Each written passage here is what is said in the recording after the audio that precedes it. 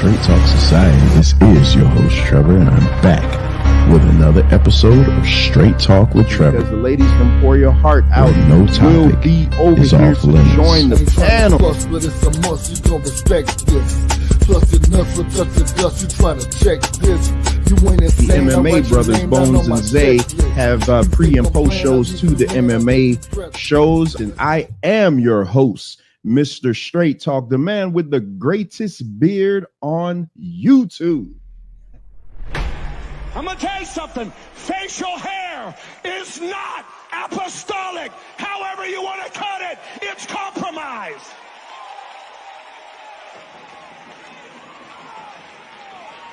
I don't care if your leader says you can wear a beard, honey. Beard's nothing more than pride. You're not going to be dipped in Holy Ghost oil and run around looking like the world.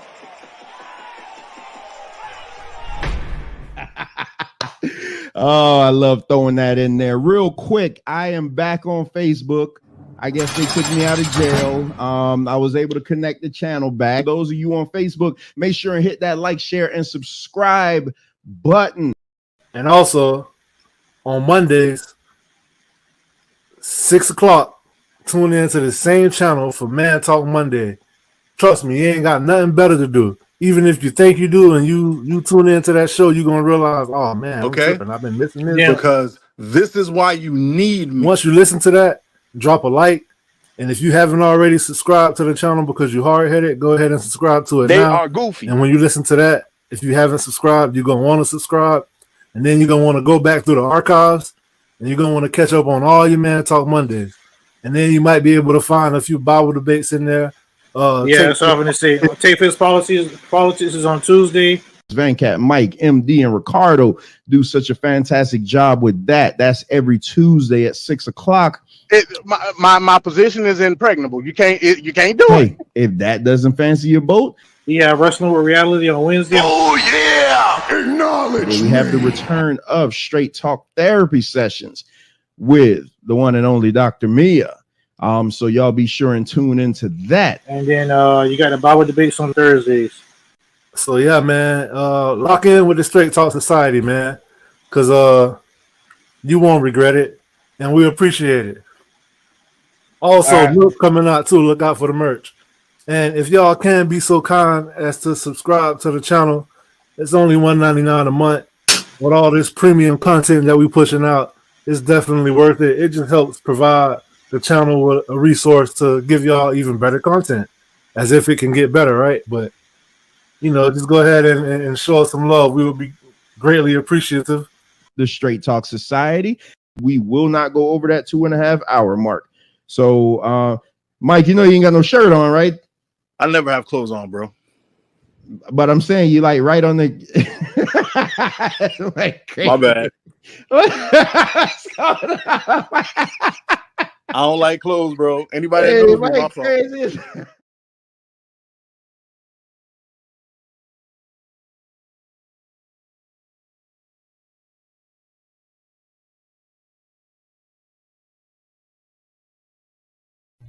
Promotional consideration paid for by the following. Why? I want that. Real authentic Jamaican street food. I just see you getting real cooking. Wagwan. Get the syrup. Did you matter, Michelle? Get the syrup. Slow it down now. Slow it down. Yeah, man. I want to take my glory when me creating myself and the Jesus. Make the nice you always make now. But the nice guy don't want to work for you look for dead dogs. Make the nice. Monkeys. Yeah, them place how we eat. And that's how you get the real flavor of the island.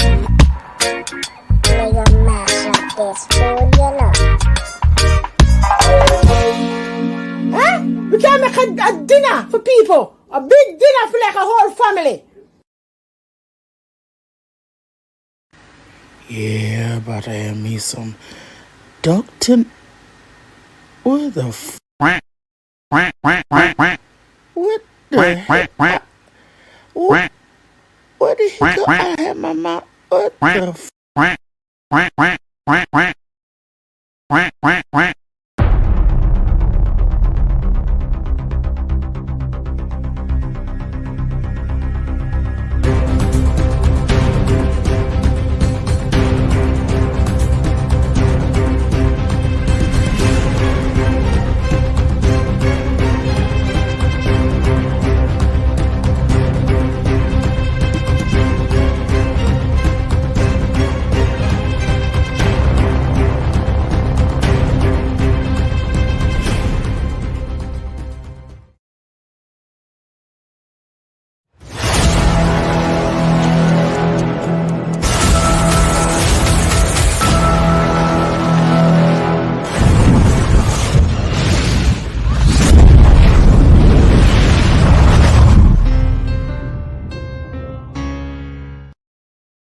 Do you really believe that garbage? It's not about believing, it's a matter of fact. So you believe.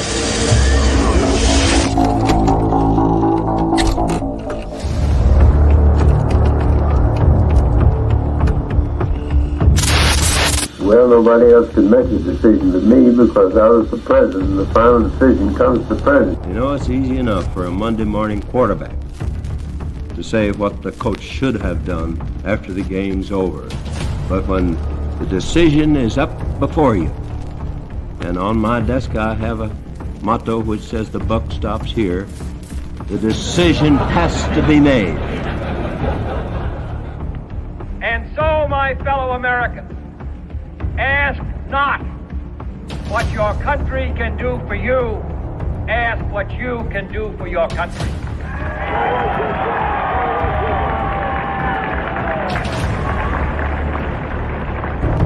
And I want to say this to the television audience. I made my mistakes, but in all of my years of public life, I have never profited from public service. I've earned every cent. And in all of my years of public life, I have never obstructed justice. And I think, too, that I could say that in my years of public life, that I welcome this kind of examination, because people have got to know whether or not their president's a crook. Well, I'm not a crook. I've earned everything I've got. President? Yep. Mr. President, I want to raise an issue that I think you've been lurking out there for 2 or 3 weeks and cast it specifically in national security terms. You already are the oldest president in history, and some of your staff say you were tired after your most recent encounter with Mr. Mondale. I recall yet that President Kennedy had to go for days on end with very little sleep during the Cuba Missile Crisis. Is there any doubt in your mind that you would be able to function in such circumstances? Not at all, Mr. Truitt, and I want you to know that also I will not make age an issue of this campaign. I am not going to exploit for political purposes my opponent's youth and inexperience.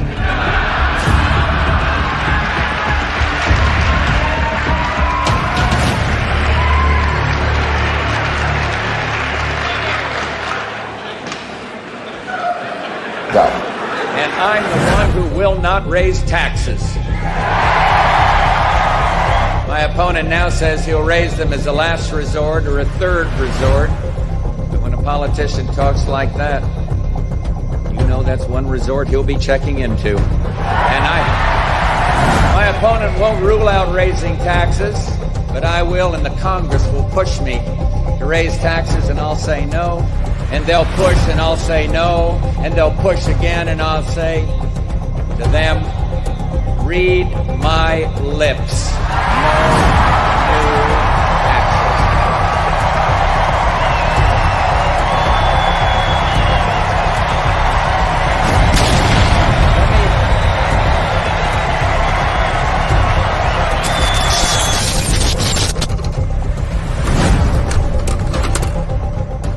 Oh, shit. Here we go again. You're full of shit. All right, thank you. No, shush. Shush. In any country, prison is where society sends its failures. But in this country, society itself is failing. I'd like to punch him in the face, I'll tell you. We won the evangelicals. We won with young. We won with old. We won with highly educated. We won with poorly educated. I love the poorly educated. You crazy. Grab him by the pussy. I did not have sexual relations with that woman. Stay more tough guy. Yeah. Because you don't know what you're talking about. Yes, I did. Hold it, tough guy. I'm not afraid of physical. Hold it. Don't sit there and tell me I'm not. There's an old saying in Tennessee, I know it's in Texas, probably in Tennessee, that says, fool me once, shame on you. You fool me, you can't get fooled again. They're bringing drugs. They're bringing crime. they're rapists, and some, I assume, are good people. Stand back and stand by. Last thing was Olivia Gondak. It says that I want to eat her pussy. Olivia Gondak. I've never said that in my life tour. I would never do that. I'm happily married. I've got more than enough to eat at home. Thank you very much. You got to come see us when you come to New York, VP Biden. I will. It's a long way until November. We got more questions. You got more questions, but I tell you, if you have a problem figuring out whether you're for me or Trump, then you ain't black. Okay. I could stand in the middle of Fifth Avenue and shoot somebody, and I wouldn't lose any voters, okay? It's like incredible. I went to an Ivy League school. I'm very highly educated. I know words. I have the best words. We now have a gun on every table. We're ready to start shooting. By the way, maybe you could inject some bleach in your arm, and that would take care of it. This is the same man. That was said sarcastically. That was... Even though they're trying to impeach the son of a bitch. Can you believe that?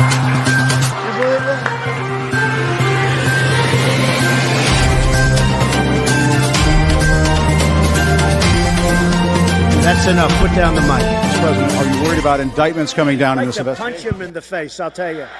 If I may ask Peter, one other ahead. question, are you worried? That's enough. That's Mr. enough. President, I was going to ask one other. I don't want reality. I'm asking the question, which one is better? That's exactly what it is.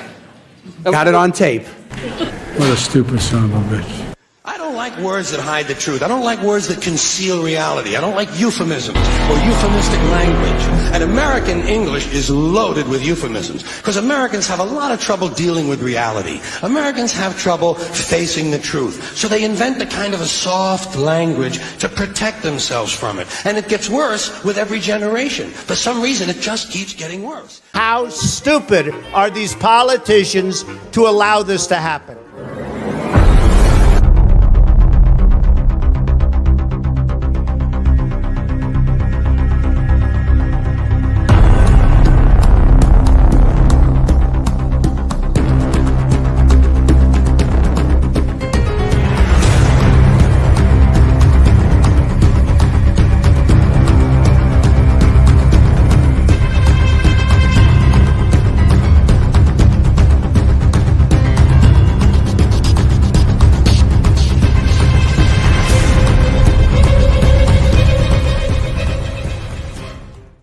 If you want to run your mouth, we can be two consenting adults. We can finish it here. Okay, that's fine. Perfect. You want to do it now? I'd love to do it right now. Well, stand your butt up then. You stand your butt up. Oh, hold on. Big guy. Oh, stop it. Is that your solution, every poll? No, sit down. Sit down. Okay.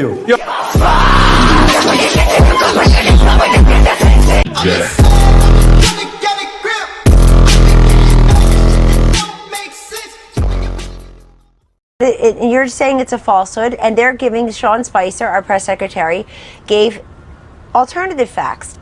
Alternative facts. Alternative facts. Alternative facts.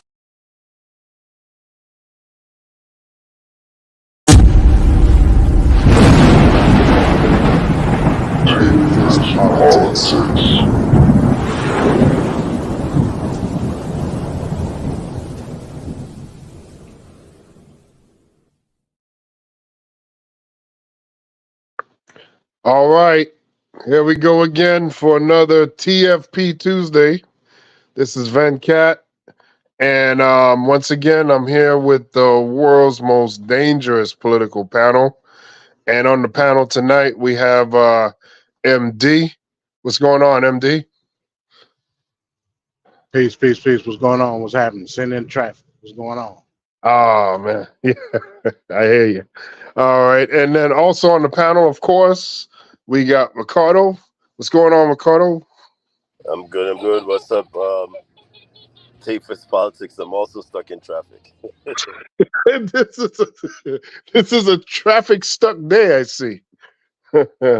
All right. Well, we just wanted to go over today's show, which is, of course, episode 2022. And it is Politics of Blackness, Part 2. We did the Politics of Blackness, the first edition a few weeks ago. It was a very good show, very entertaining and insightful show.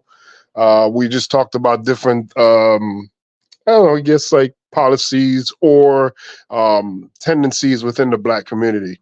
And so we'll be continuing that today. Trevor, hold on. Trevor sent a message here. I'm doing some work. I'll be in and out. Okay, so Trevor was on the panel on the last show, so he'll be in and out on this show.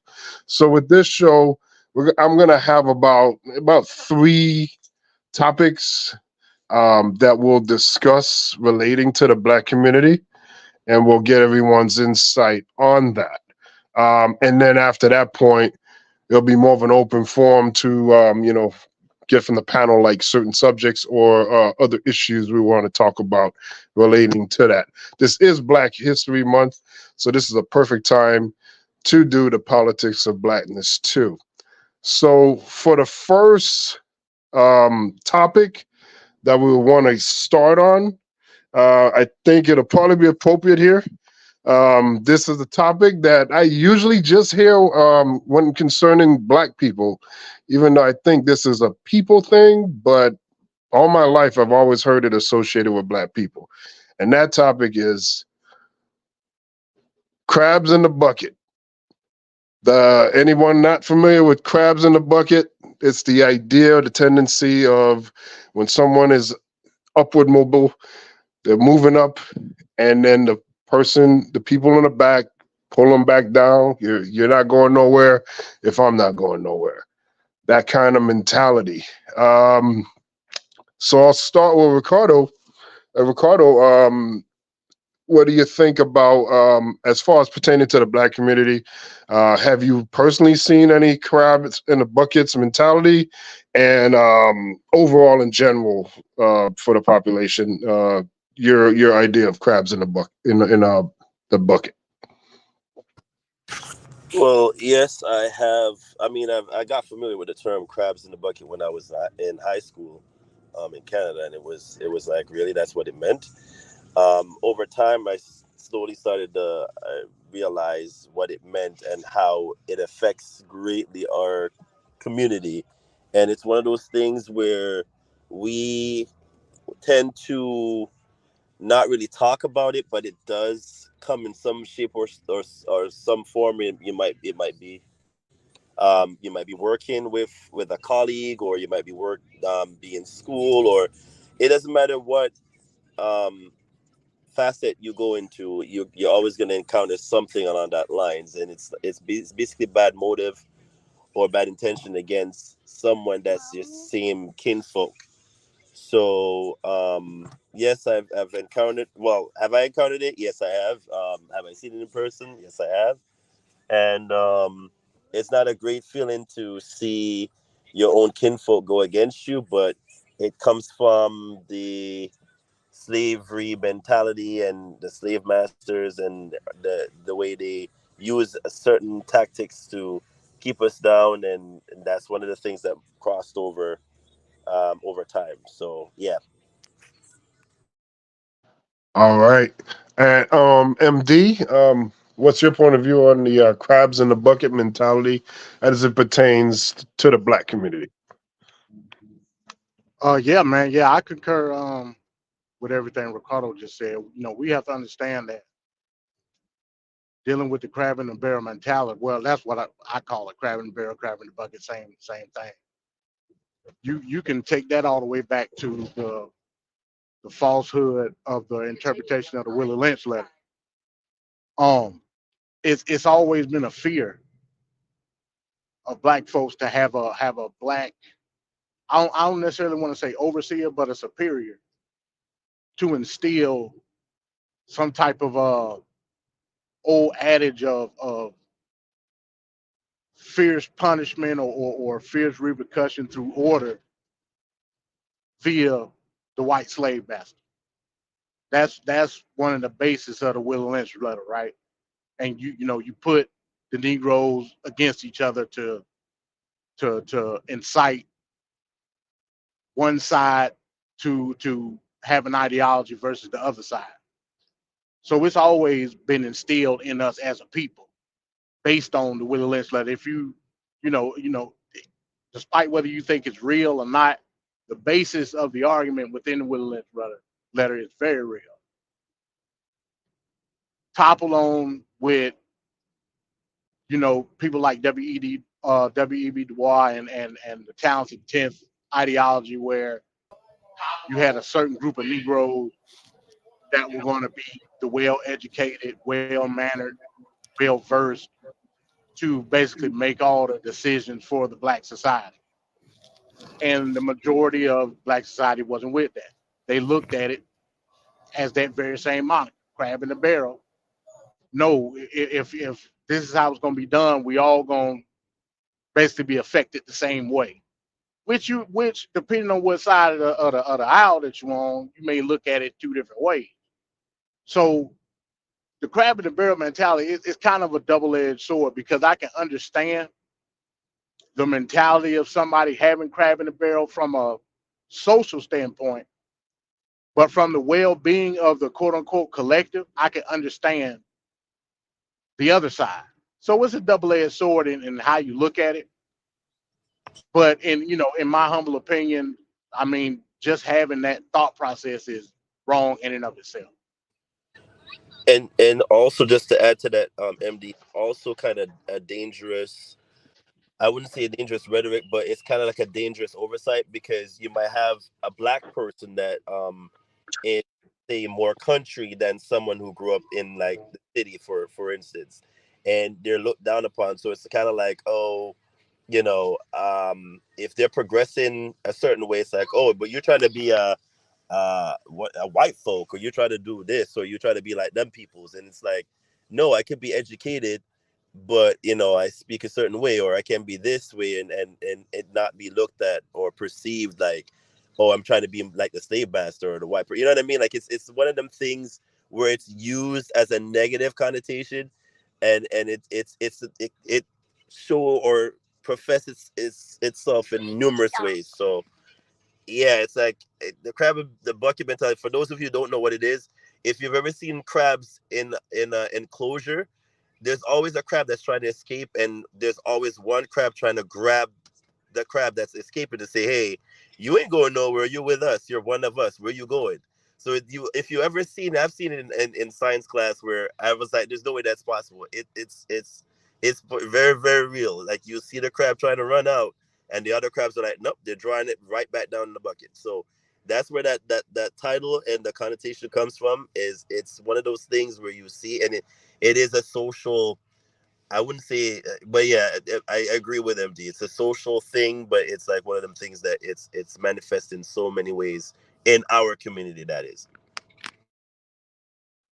Hey, real quick, let me add on to that, because you brought up a good point, talking about you gave the example of like the country Negro and the city Negro, right?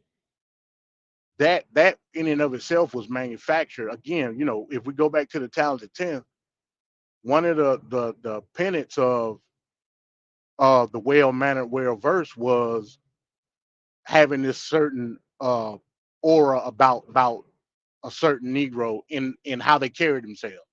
Whether they was from the country or not, they had to come up out of not carry certain vernacular, not carry certain adages that they grew up with. That was part of it. So I would say a lot of the aspects of how we look at the crab in the barrel mentality is manufactured through a false perception.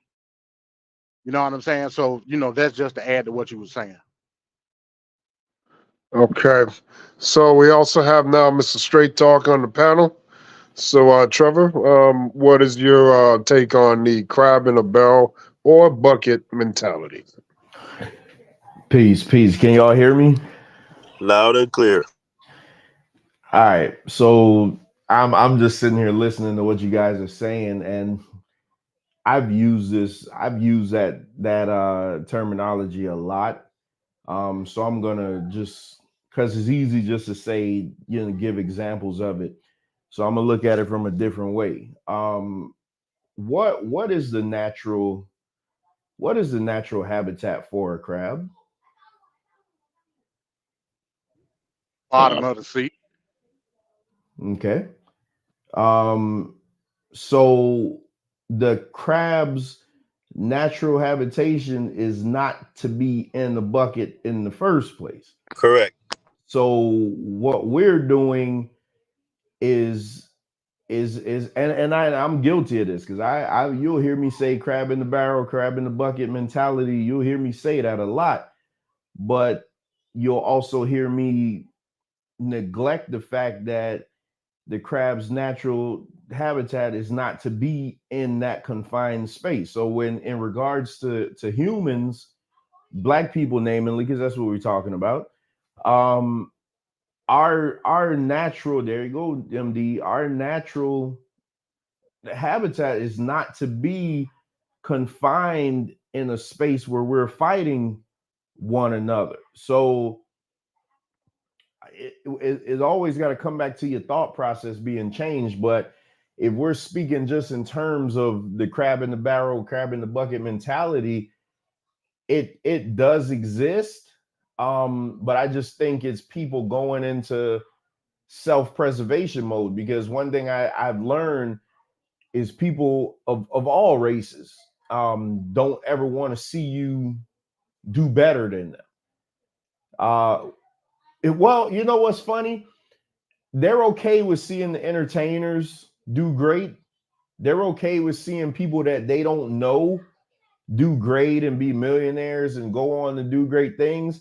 But when you bring it right home and it's somebody that you knew, somebody that grew up in your hometown, somebody that went to school with you, it stings a little bit because it shines a light on your inadequacies, your shortcomings. And that's where that mentality comes from, is like, it's not so much that you don't want to see them succeed, is that their success is showing you what's up, Donnie?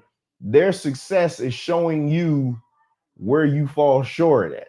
And that's how I'm starting to look at this thing. Because naturally, if you put a bunch of people in a confined space, just human nature, they're gonna wanna fight. Somebody's gonna try to get out. Everybody's not gonna stay in there. MD said it 100 times. We mentioned black land. MDs, they'll tell you straight up, he's not going to black land. That doesn't mean that MD doesn't like black people. That just means MD is smart enough to know that if you put us in a confined space, there's going to be some backstabbing. There's somebody's going to be upset that MD's truck costs more, or MD has a newer model truck, or Vancat gets more producer credits, or things like that. It's just it's all menial, like trivial stuff, man. Like our mentality is horrendous as people. So I wrestle with that a lot, though, because I use that crab in the barrel mentality a lot, but I never look at it on the flip side that, hey, you know what? We weren't supposed to be in the barrel in the first place. So why do okay, well, everyone on the panel, I just want to get an understanding. Do we agree, disagree that this terminology has been directly linked mainly to black people? I can't remember like some white people faced with that. Is that true, false? Well, I disagree with it. Go ahead. I disagree that is exclusive to black people. Yeah, I disagree also. I will agree. I'm not talking about the reality of it, real per se. I'm talking about the perceived notion, the stereotype. Well, yeah, it's a stereotype because it was manufactured to be that way. Again, we can go back to the Willie Lynch letter and pinpoint where it comes from. We can go back to the Talented Tiff and pinpoint where it comes from. To Trevor's point, he talked about, not naturally being in a confined space.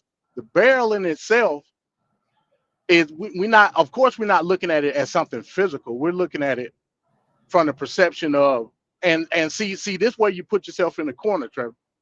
You said, we don't supposed to be confined in such a way. I would argue that the barrel represents social status. The barrel represents hierarchy in terms of any type of situation from a social aspect, whether it be employment, tenure, or or a religious order, so on and so forth, et cetera, et cetera.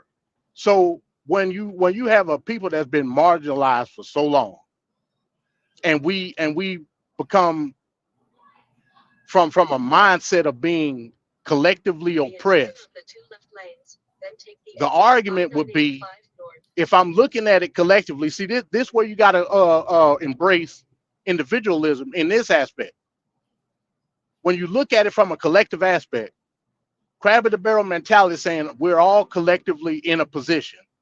When somebody gets out of that position from whatever situation it may be, and the crab in the barrel mentality is being composed, I'm saying to myself, okay, the manufactured order of a collective status is giving this situation to take heed or take hold.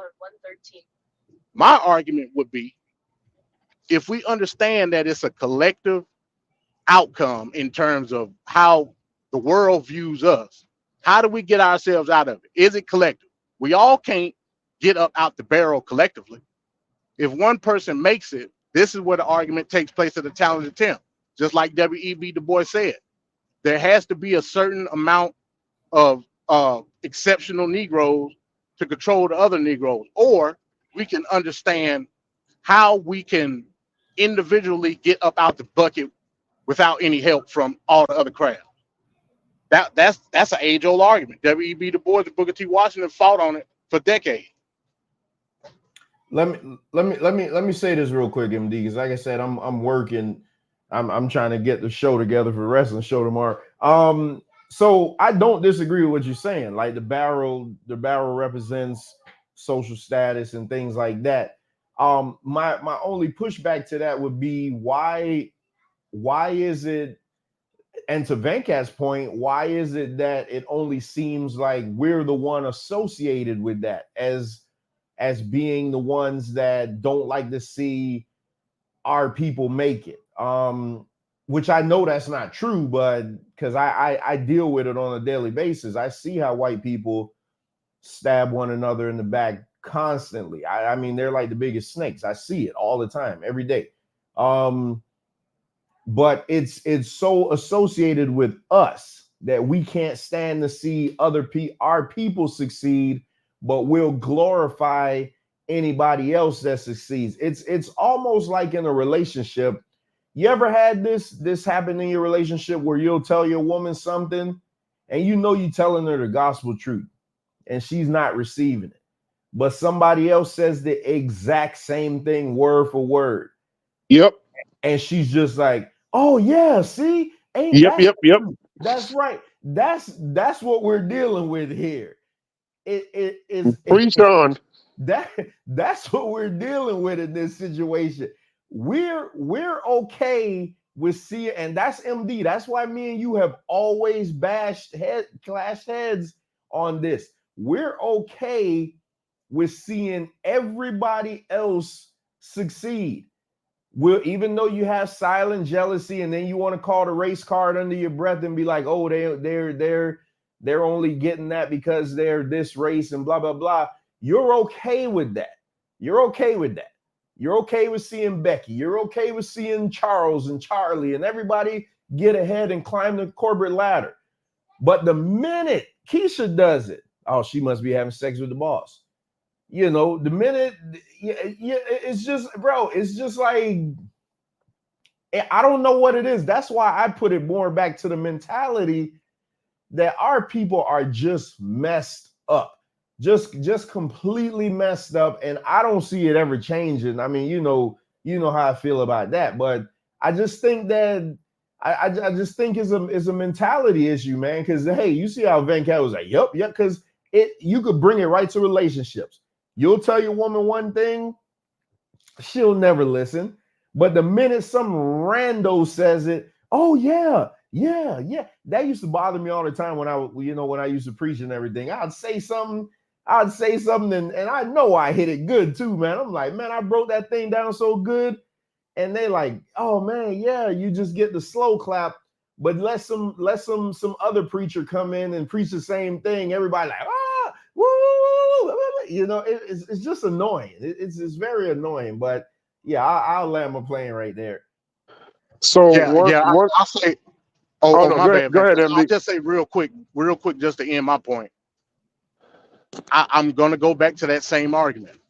The reason that is such a emphasis put on that mentality, the crab in the barrel mentality, that on black people, is because for generations upon generation, we have basically collectivized our own plight. When we collectivize the plight of the people, there is no reasoning to the individual mind of thinking that the individual can succeed without the collective. Y'all all should know that. Everything that's associated with success of any black person is based on black excellence, black success. Well, what is black success? You did it. I didn't do it.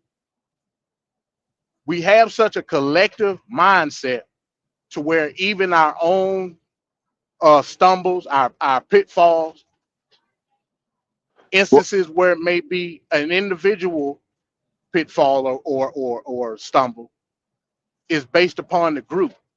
That's because it's been generations upon generations of said collective plight. Go ahead, Venkat. I'm sorry to cut you off. I just wanted to add to your point. So, like, No, you know, that instance, like, you know, every time you watch the news and there's something stupid that happens on the news, and it's a robbery or it's some embarrassing moment, you're like, oh my God, I hope it's not a black person. Collectively, you just don't. We all think that. At least I feel like everybody's like, oh my God, please don't be a black person that just did that. Please don't be. You know, you always find yourself saying that. At least I know I do. But my God. But again, that's a manufactured in impulse that we all have as black folks, because we've been indirectly associated with each other for generations. Right. You know what I'm saying? So yeah, when the news come on and you see it have a shootout downtown, yeah, I do the same thing. At the end of the day, I say it's nigga-ish. I'm saying it's nigga-ish because I'm embarrassed that it was one of us that did it. But that comes again from a manufactured impulse of our own collective plight. That's the reason why we have crab in the barrel. So you notice what's been happening. Okay, so we have Shannon Sharp has now this successful show, and it's really successful since Cat Williams. And now we have comedians, for some odd reason, I don't know why this is the point of contention, but we got a comedian come on, says a bunch of stuff about other comedians and other people, and then another one comes on, Monique, says the same thing, and now we have all this energy going around with these different comedians arguing with each other. And in the media, what I'm noticing when I watch like things about it, they're saying, oh, why are black people doing it? Why are black this, black that? But I'm thinking to myself, I don't think that ego and self-centeredness and all this other nonsense that's associated with these quarrels and arguments that are happening between these comedians at the moment, I don't think that's an exclusive thing to black people. And plenty of white people in comedy itself and in other industries have the same thing. But the microscope is very high at the present time, and any time when it's black related. It's under the radar when it's white. So it's just a funny thing that just occurs all the time. Hey Venkat, let me tell you why. But I did want to Donnie said where he works at, the main snakes you got to watch out for, the Arabs and the Chicano. Oh my God, we're gonna get banned already, right?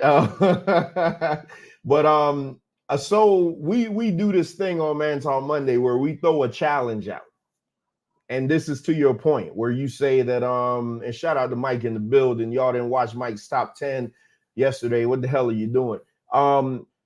If we do this thing that we do, because we always say this, to your point, it's the black comedians coming out. Monique is saying things, Now you got other comedians now questioning Shannon Sharp's sexuality and everything. I'm like, why?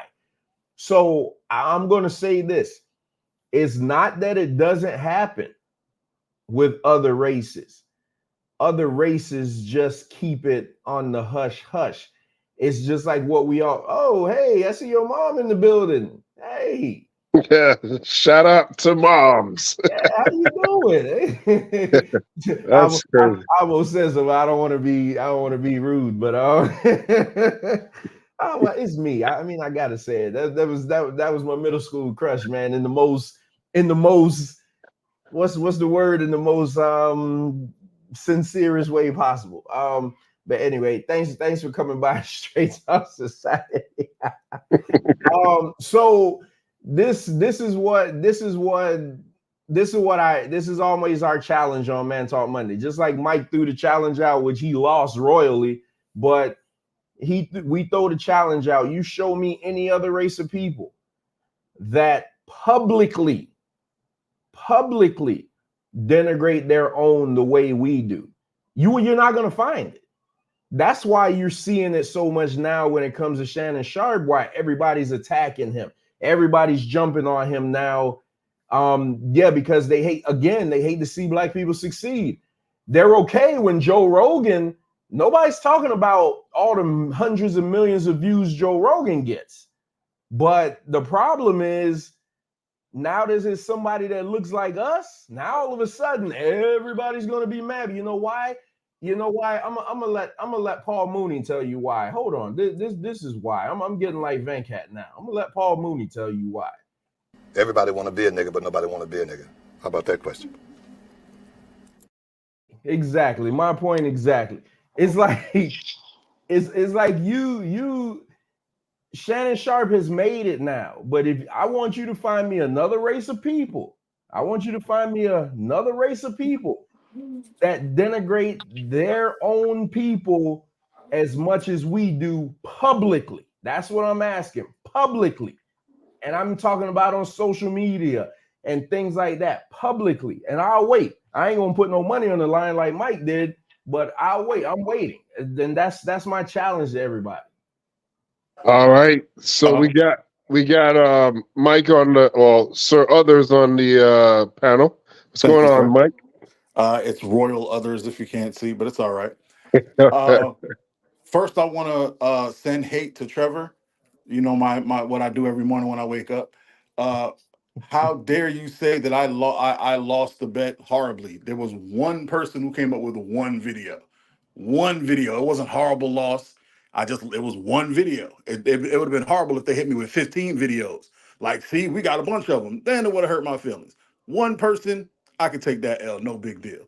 Secondly, what I think everyone is overlooking is not just the black wretchedness, it's the fact that black wretchedness is high level entertainment for America. Facts. Other races do this too. There have been, if you follow comedy, you know, I'm not going to say any names because if you don't know, you don't know. There's comedians who've stolen other comedians' entire act and gone on to be more famous than them. Steve Harvey. Who'd you say? Steve Harvey. Steve Harvey. No, I'm talking about white people. See, now y'all went straight to black people. I'm talking about white people. There's a white comedian who literally stole another man's entire act. Fluffy. Who? Fluffy? No. No, I'm sorry. Mencina. Call it Mencina. I'm sorry. Carlos Mencia is Panamanian. I'm not. I said a white person. Y'all apparently y'all don't listen either. So back to my point. There's white man who's done it, and everybody knows it. Everyone knows it, and only people in that circle talk about it because white wretchedness. There's no connection. It's not seen as look what this white guy did. It's seen as look what this dishonest comedian did.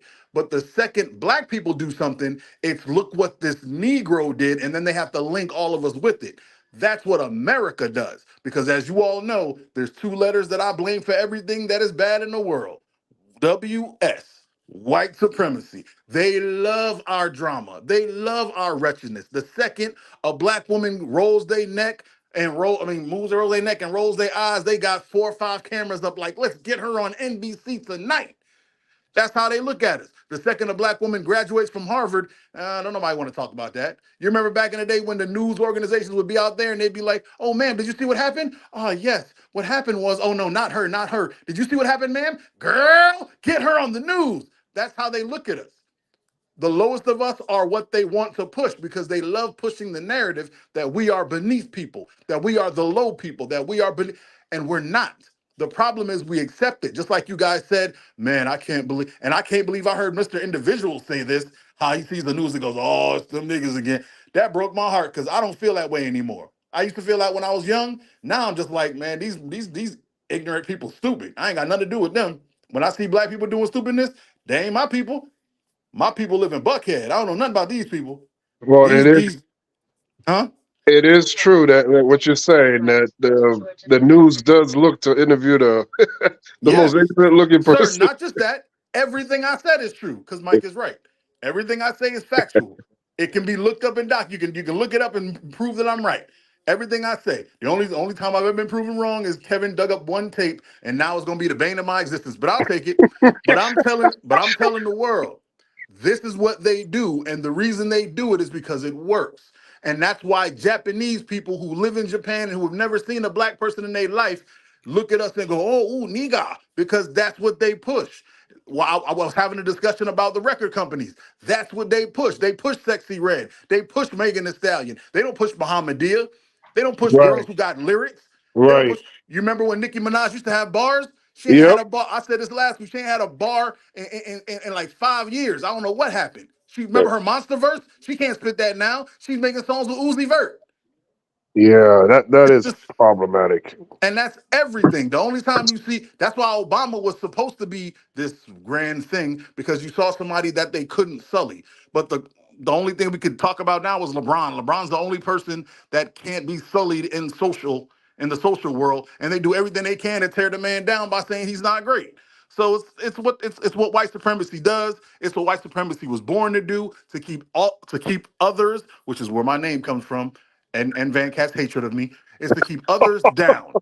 It's to keep others down. That's what white supremacy is. It's not about specific white people. It's not about every single white person. It is the collective white elite keeping everyone from becoming one of them. That's what they do. That's what they always will do. We need to see the spook who sat by the door and put it into action and take over a state. I'm done talking. You gentlemen enjoy your day. Oh wait, but Mike, you might want to stick around for some of this other conversation here. I'm just saying. I'll listen as I do my homework. Go ahead. All right, so let's pivot on to the second topic here. I'm going to give a 3-minute video here. This is pretty much whitewashing and racism and all kinds of things in one. Let's just look at the video. During Sunday's Super Bowl, Beyoncé released 2 new country-themed singles. But when a fan asked an Oklahoma country radio station to play one of the songs, called Texas Hold'em, Tuesday morning, he says his request was denied. Later that afternoon, the station reversed course and began playing the song. The station's general manager tells CBS News they did not have knowledge of the song at the time of the request, and the record label hadn't provided it to their station. Still, the initial denial to play Beyoncé has raised questions among fans and the entertainment industry about women and Black people's place in country music. Let's take a step back here for a moment. According to Forbes, as of Tuesday, only 8 of the 150 stations that report to Billboard's country airplay chart reported having played Texas Hold'em in its first day. And none said they had put her other single, 16 Carriages, on the air. And this is not the first time the country music industry has been at odds with Beyoncé. She faced an intense backlash in 2016 for daring to perform at the CMAs alongside the Chicks. Let's be very clear here. This is just the very latest flashpoint of the long and ugly history of racism within the country music establishment. You're probably familiar with some recent episodes, like when rapper Lil Nas X saw his viral hit Old Town Road removed from Billboard's Hot Country Songs on the grounds that it, quote, did not embrace enough elements of today's country music. And there have been even more foul and even more outrageous controversies after it was reported in 2021 that country superstar Morgan Wallen was caught yelling the N-word on camera. He immediately saw a 1,200% increase in digital album sales. And just last year, Jason Aldean filmed a music video for his infamous grievance anthem decrying Black Lives Matter outside a Tennessee courthouse where a black man was attacked by a mob and lynched in 1927. For years, for decades really, white country music fans have sent a clear message. Black artists do not belong in this genre, which is racist, obviously, but also ironic given how musicologists speculate that the precursor to the banjo, the cornerstone of country music, originated in Africa and arrived on American shores during the 17th century with enslaved people taken from West and Central Africa. According to Alice Randall, professor of African American Studies at Vanderbilt University, black country music goes back to the arrival of the first black child to an enslaved African woman in the Americas. Black people have always been a part of folk and country music. Ray Charles, Tracy Chapman, Charlie Pride, Darius Rucker. And to the conservatives who claim that Beyonce is stealing your genre, you're making her point for her. This new album, Act 2, is the second installment of a 3-volume project that is literally about reclaiming black roots in musical genres that have been co-opted and whitewashed.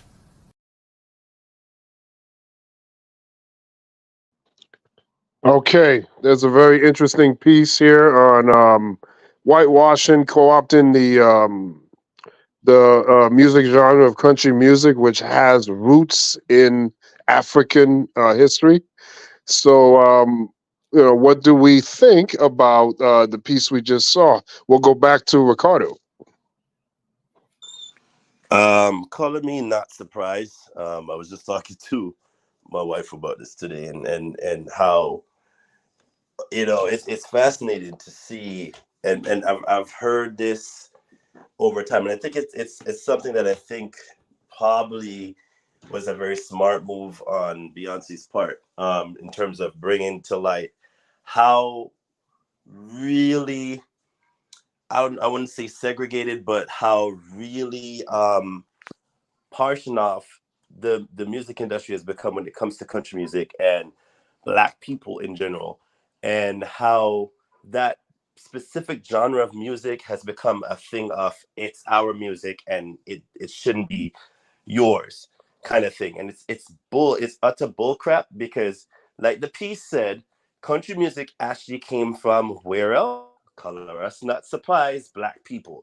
Let me say one thing and say this very clear to a lot of people, because I've heard this over time.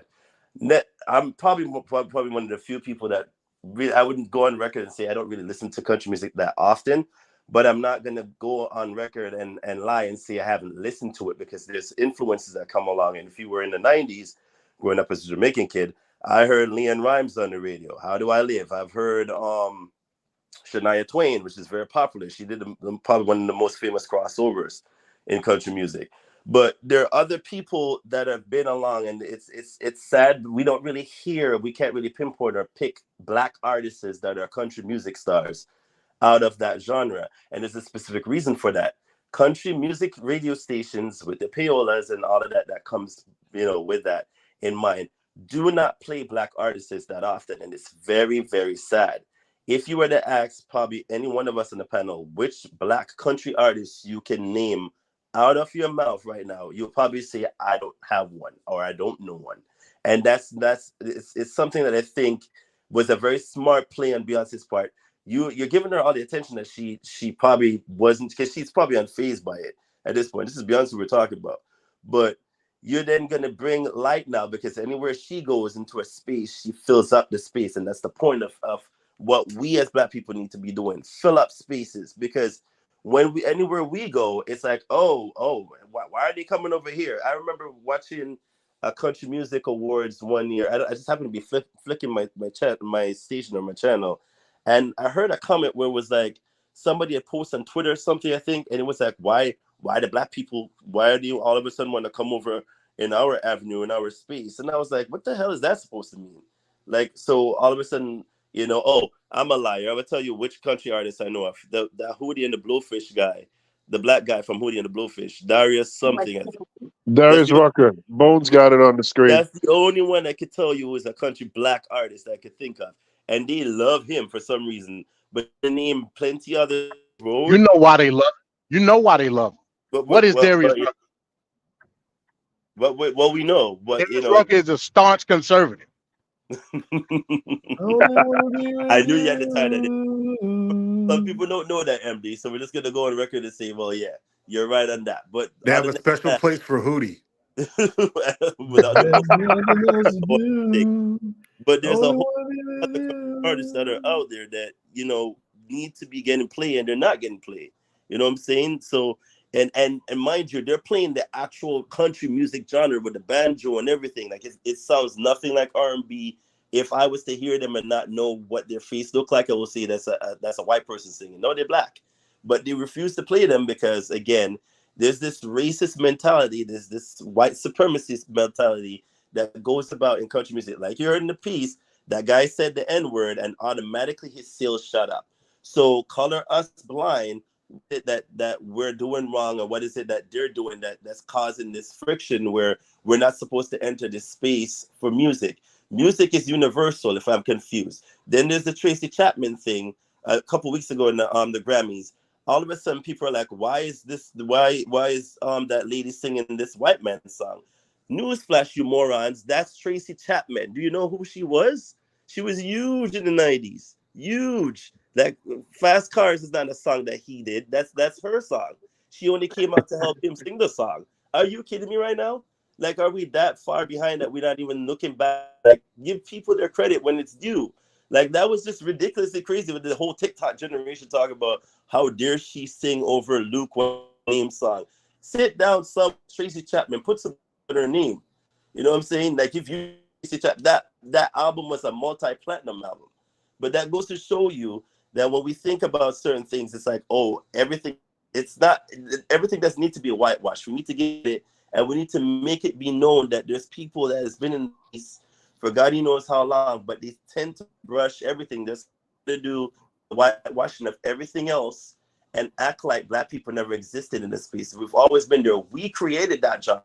It's just over time they kicked us out of it, because if you look back, and this is where I tell people to do their research, there was a split when it came to R&B and country. They had to split the genre because apparently they were upset with Black people getting too much attention. One went one way and the other one went the other way. So all of a sudden now, when the two try to merge again, it's like, oh, why they come back into space?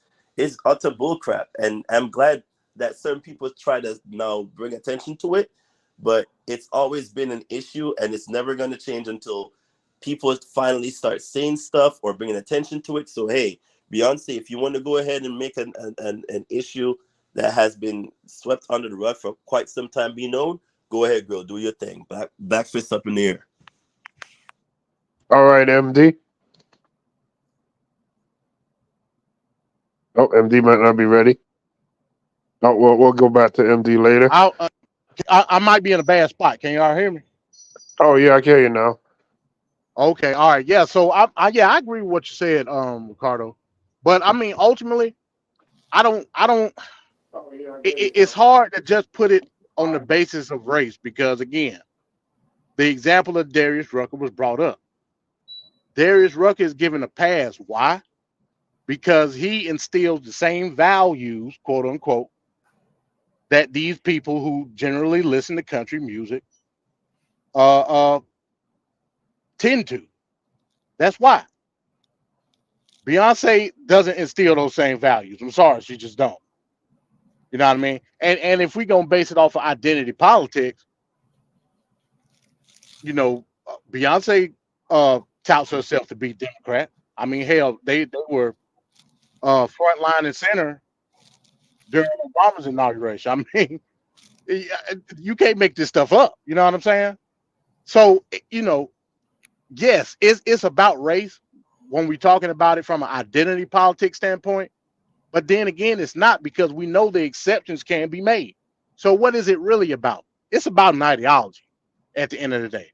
You will be given a hall pass into these white people's facilities if you can tout the same ideology. And that's what Darius Rucker do. Now, let's look at it on the other side of the token. You got somebody like who's the hot guy right now in country music? Jelly Roll. Jelly Roll. That's a horrible Is, name. hey, it is. Jelly Roll don't now this is just me speculating because I don't know. But just looking at him, he don't exude those same values. No, he doesn't. So that's No, he doesn't. He doesn't even look the part. He looks like well, he was a addict. He made clear.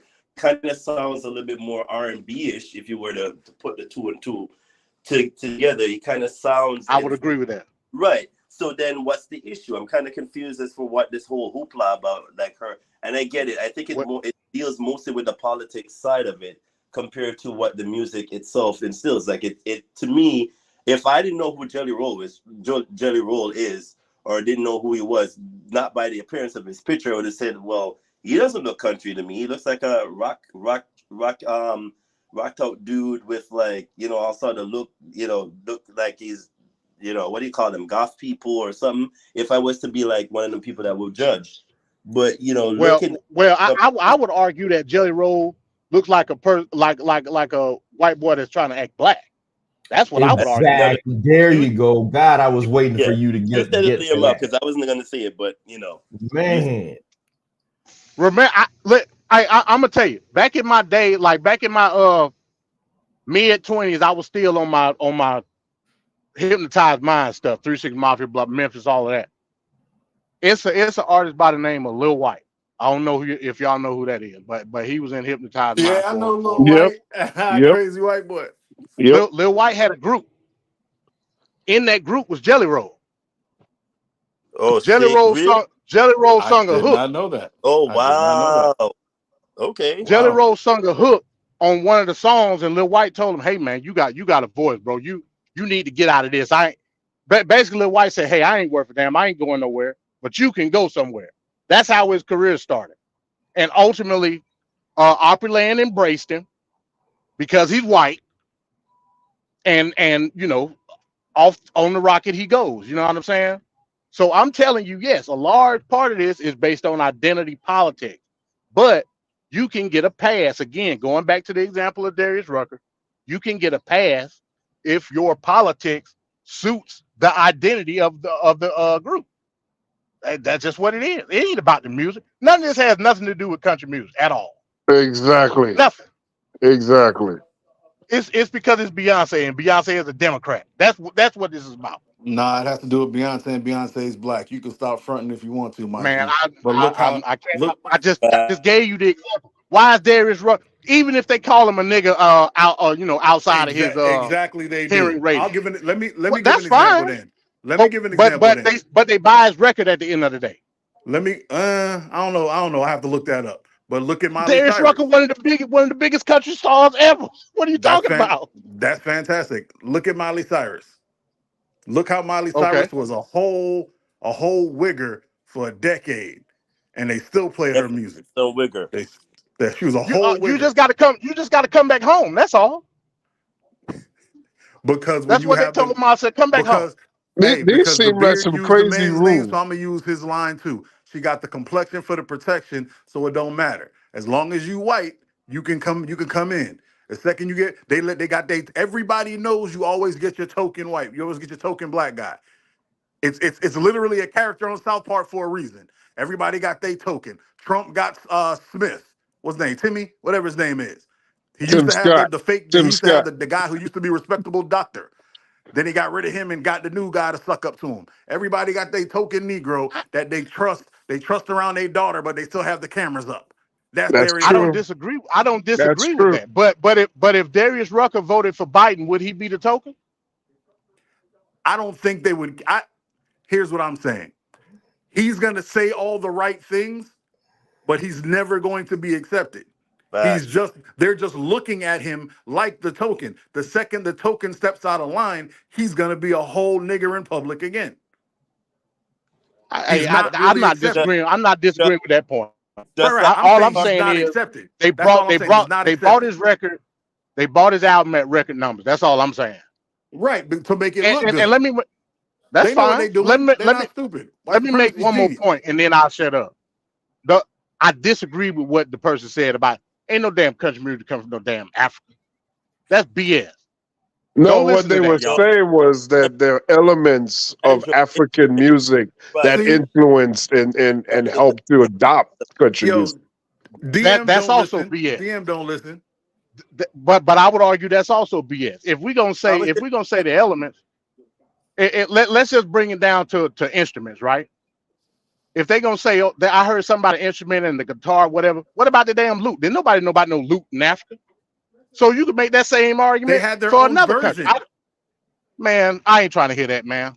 You ain't got to no try to damn hear it. country It's music in come from no museums. Africa. Like I said, it ain't come from no Africa. Ain't no element come from no Africa. This sounds highly emotional from you. As a matter of fact, you could make the argument that if we're talking about the sliding guitar and banjo and stuff like that, we just took that stuff from white folks and made it hot at the end of the day. Like, if we gonna be honest about it. But hey, I digress. All right, let's Trevor, what do you got for this topic here? Yeah, you could even put the timer up. Just give me 2 minutes. I think this is a hill we choosing to die on unnecessarily. The only reason this is a story is because it's Beyonce. Also, they bring up in the news report that you played, they bring up Lil Nas X.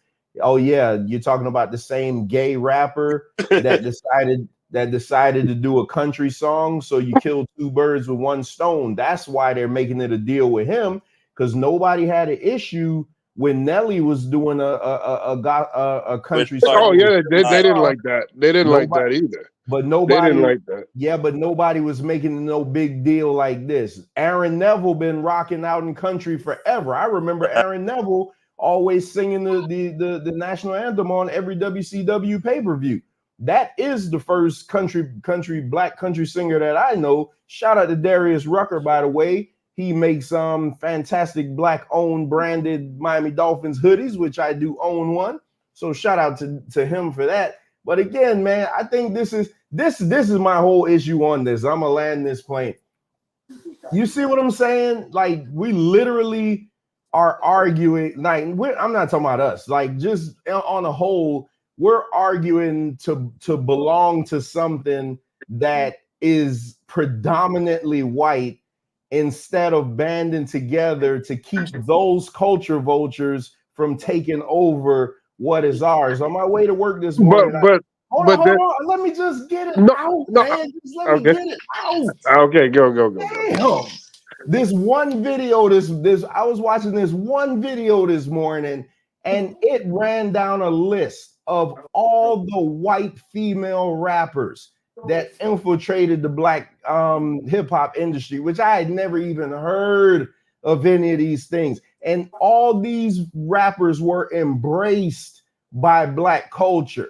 Why is it that black culture is so quick to just let everybody come into their thing and still want to be accepted into everybody else's thing? It's okay not to be invited to the barbecue. I'm done. That's it. Let me mute my mic. But Trevor, what I was trying to say was that they're saying that it's partially influenced by black culture, country music. So the whole thing that Beyonce is doing is just trying to take back what was ours, I guess what she's saying. It's a special thing she's doing. Why now? I don't see anything wrong with that. I don't see anything wrong with that. Let me jump on this. Because you can't do it when you're a brand new artist with no pull and power. She's a way different artist than she was ever. She has a lot more influence. She's able to do this, and her fans are buying things religiously, not even caring how the music sounds. It's just that it's hers, they're gonna buy it. She couldn't have done that in year 1 or year 2. So she has the ability to do that and not face a hit financially with it being a failure, even though they're trying to make it fail by not playing the music. But go ahead, Mike. Thank you. I would like to start by saying that the Moors were the people who Moors, and some of they brought it to Spain somewhere around that time. I remember that from class, and I'm gonna look it up because I want to make MD look bad. So I'm gonna make sure I look that up. But I'm pretty sure it was black people who started the guitar. Secondly, to Trevor, Yes, you are. what was that? What was that? You are. Yes, you are correct. Oh, that means Mike is right. Okay, fantastic. Thank you. I love to hear it. Hold on, wait a minute. You said the Moors did what now? Sir, you said you were going to The stop Moors talking. You're brought. done. No, I said want you were to done, expound on sir. that. You said I'm gonna shut up. That's what you said. I was quiet when you was going. I was just hella want you to quiet. reiterate. I was hush. I have already moved. Your time has passed, sir. I've moved past you. It's above me. All right, I'm gonna shut It's the hell up. above All right. me. Yeah, I love messing with MD. Now to Trevor, I 1,000% agree with you, sir. I am sick of black people, sick, I tell you, inviting everyone to the damn barbecue. Everybody can come to the cookout. I'm sick of them. If you've ever spoken to me more than once, you know there's only one person, one white person that I invite to my cookout. Speak her And name. What was it? Speak her name out loud. Say it loud. Jane something. I forget her Jane name. Elliott, the only white person allowed at my cookout. I don't care what song a heifer made. I don't care what dance a heifer did. I don't care how jamming Timberlake was when he came out. I don't care how fire his voice is. I don't care how much Clinton played the sax. Ain't none of them coming to my cookout. Yep. One white person. Jane Elliott. And I'm leaning to a second this white lady doctor who's been on a rampage lately, crushing with books and killing white people, but I ain't gonna bring her up yet because she ain't on that level yet. Jane Elliott is the only one. This white lady, and Bernie might have a little shot, Mr. Sanders, but he's behind the white lady. They ain't even close yet. That's the only person I let in my stuff. I'm sick of black people being so happy and willing to, ooh, he can two-step. Ooh, he can bankhead bounce. Let's let him in. Because all they do is use us, take And our popularity, take our back. money, and run. You want to think of Miley Cyrus. You want to think of MGK. You want to think of Justin Timberlake. All these white people who you want to think of Post Malone, who was one of the biggest hip hop people, and now he wouldn't spit on you hip hop Negroes. He's gone on and made it. The only person that came to hip hop and stayed was Eminem, and he's the only real one of all of them anyway. The rest of them was trash. The Island Boys came in, they was trash. They ran to some. Every white person that what's the name? G whatever came in and ran away. Yellow Wolf came in and ran away. That's what they do. They come in, they steal the fame, they get hot because it's cheap to get hot in hip hop, and then they run to go sing whatever it is they really wanted to. Look, what's that punk who I hate that sang "Ba with a Ba" and then turned out to be more racist than Trump? Well, I ain't gonna call Trump racist, but more racist than the regular white guys. What's his name? Kid Rock. The white. Say it again. Is it Kid Rock or Fred Durst? Kid Rock. That piece of trash.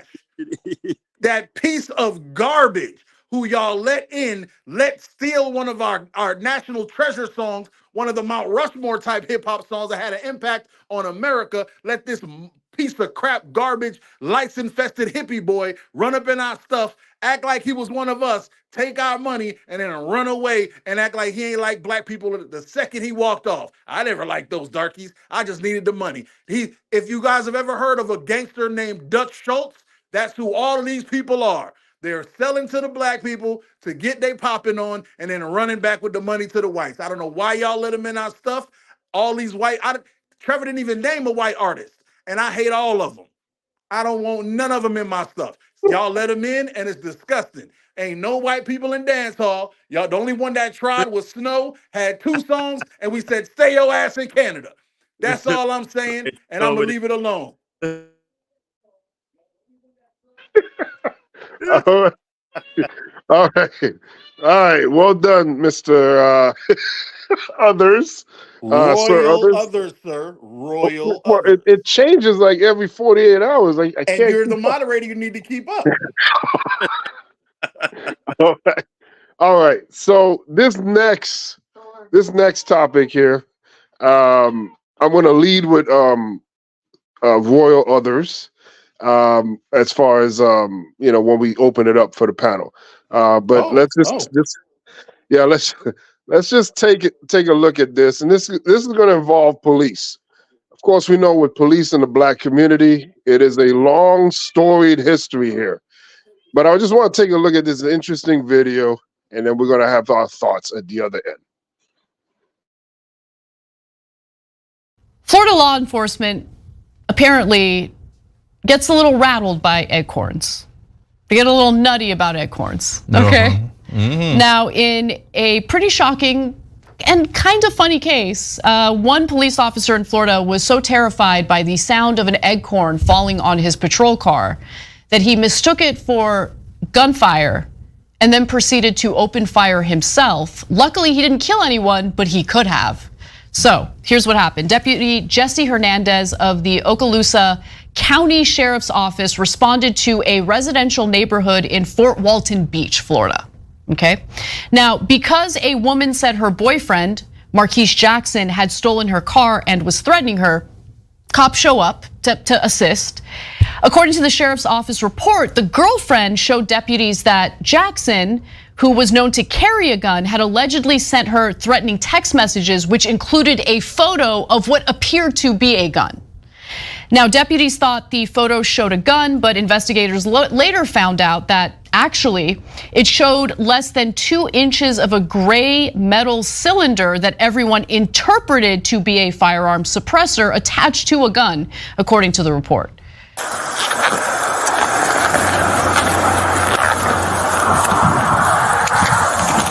Shots fired! Shots fired! Shots fired! You know.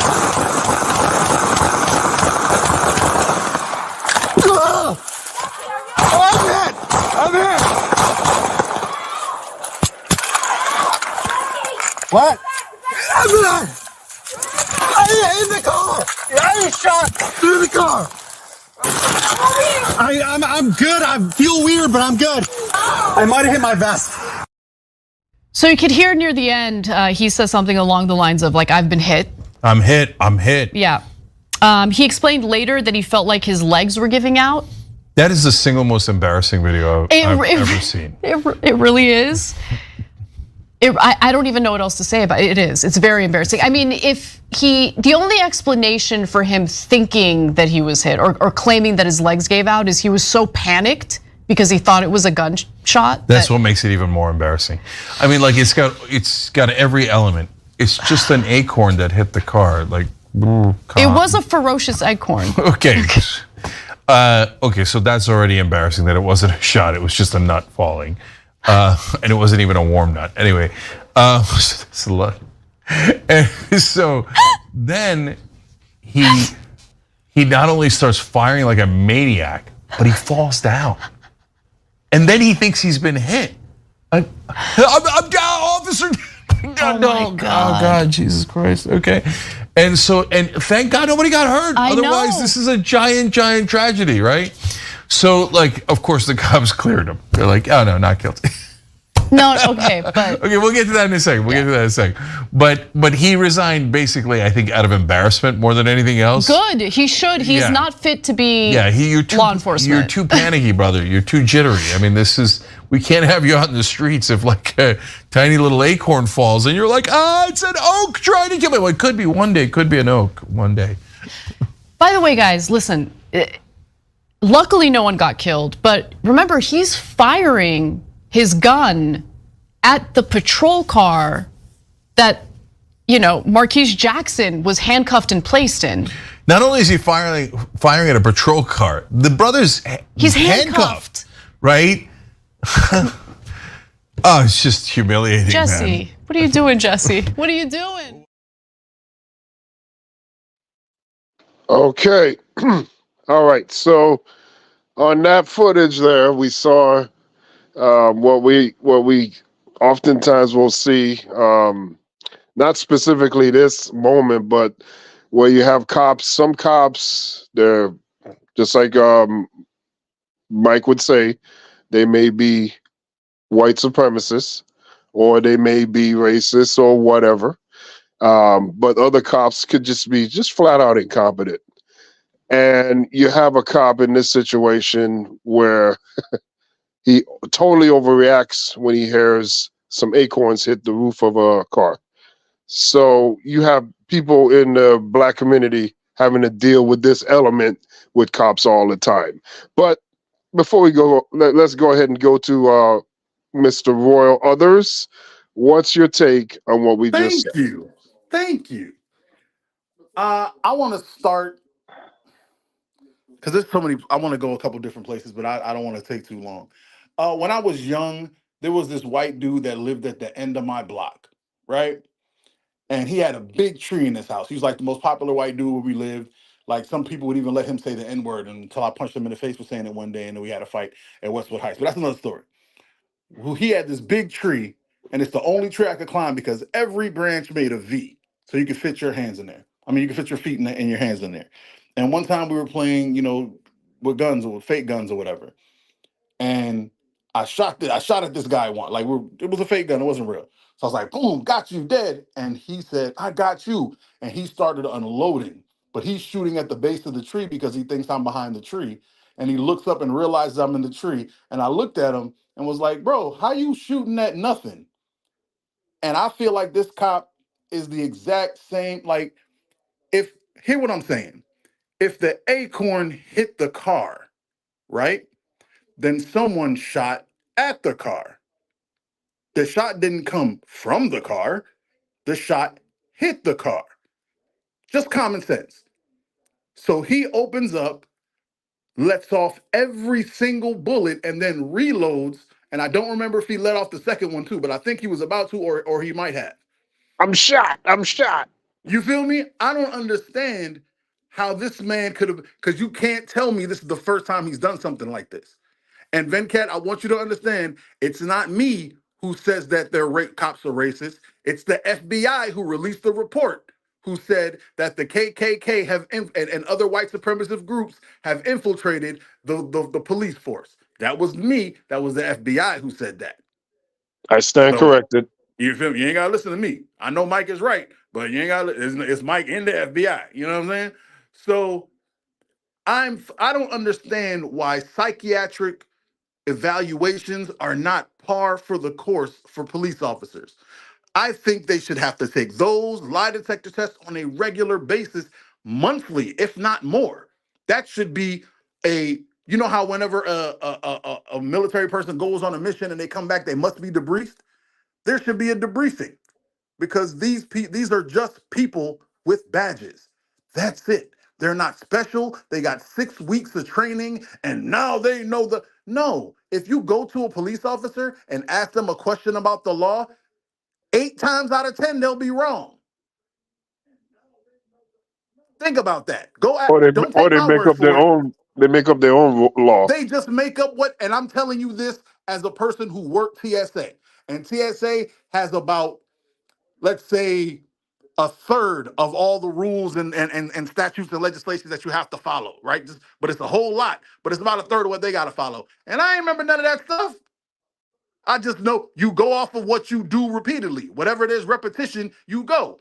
That's why you can watch all these first auditor videos where they go, hey, you can't stand here. And they go, on a public sidewalk? Yeah, you got to get back. And because they're so used to people being afraid of them and running, they just continue with it until somebody stands up to them and goes, no, I'm not going to move. Then their next case is to try to shoot them or arrest them or whatever.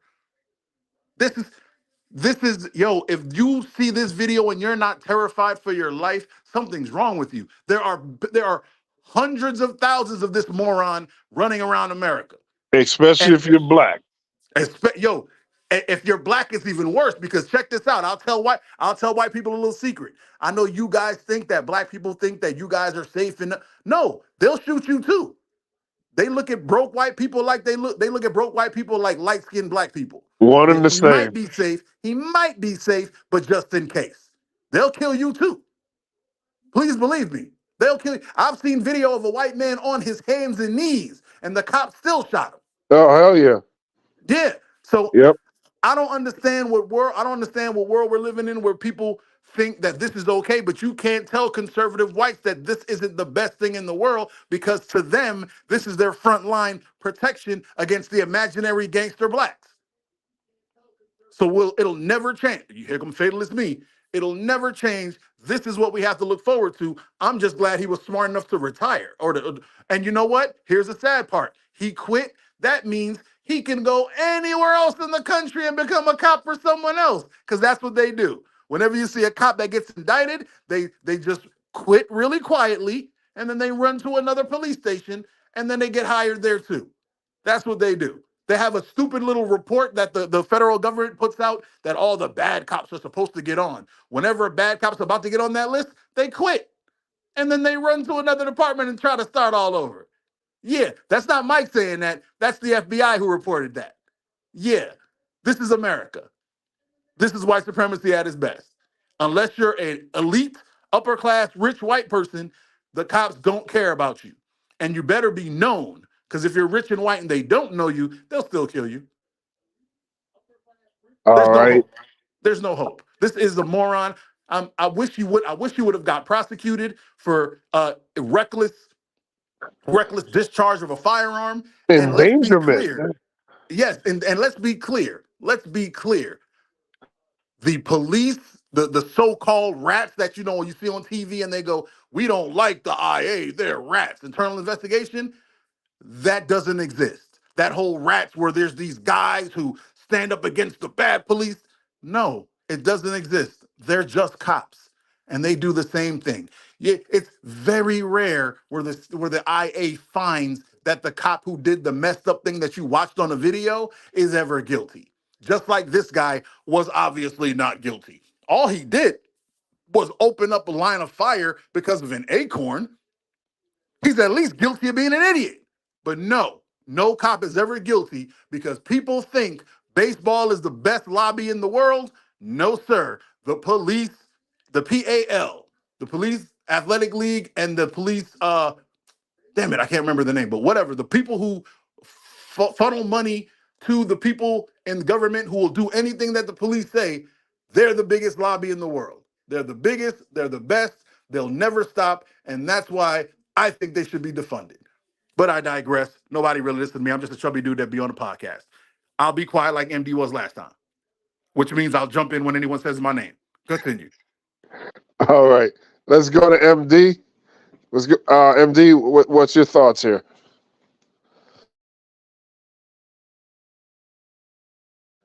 MD. Well, since MD doesn't want his time, I'll take MD's time. No, I'm playing. All right, so let's go to Trevor. Trevor, what's your thoughts on this? Yeah, just come back to me. My bad. Just come back to me. I'm still working. Man, that's crazy. All this over at Acorn. Everybody can't be a cop. Man, I'm just glad the guy that was handcuffed inside the police car didn't get hit.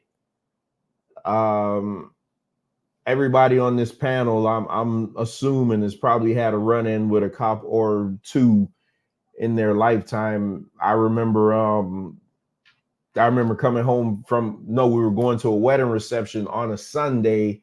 Me, my dad, and my brother driving down 31st, and black cop, white cop pulled us over and said that we had marijuana in the car. And granted, I hadn't smoked weed in like 2 or 3 years.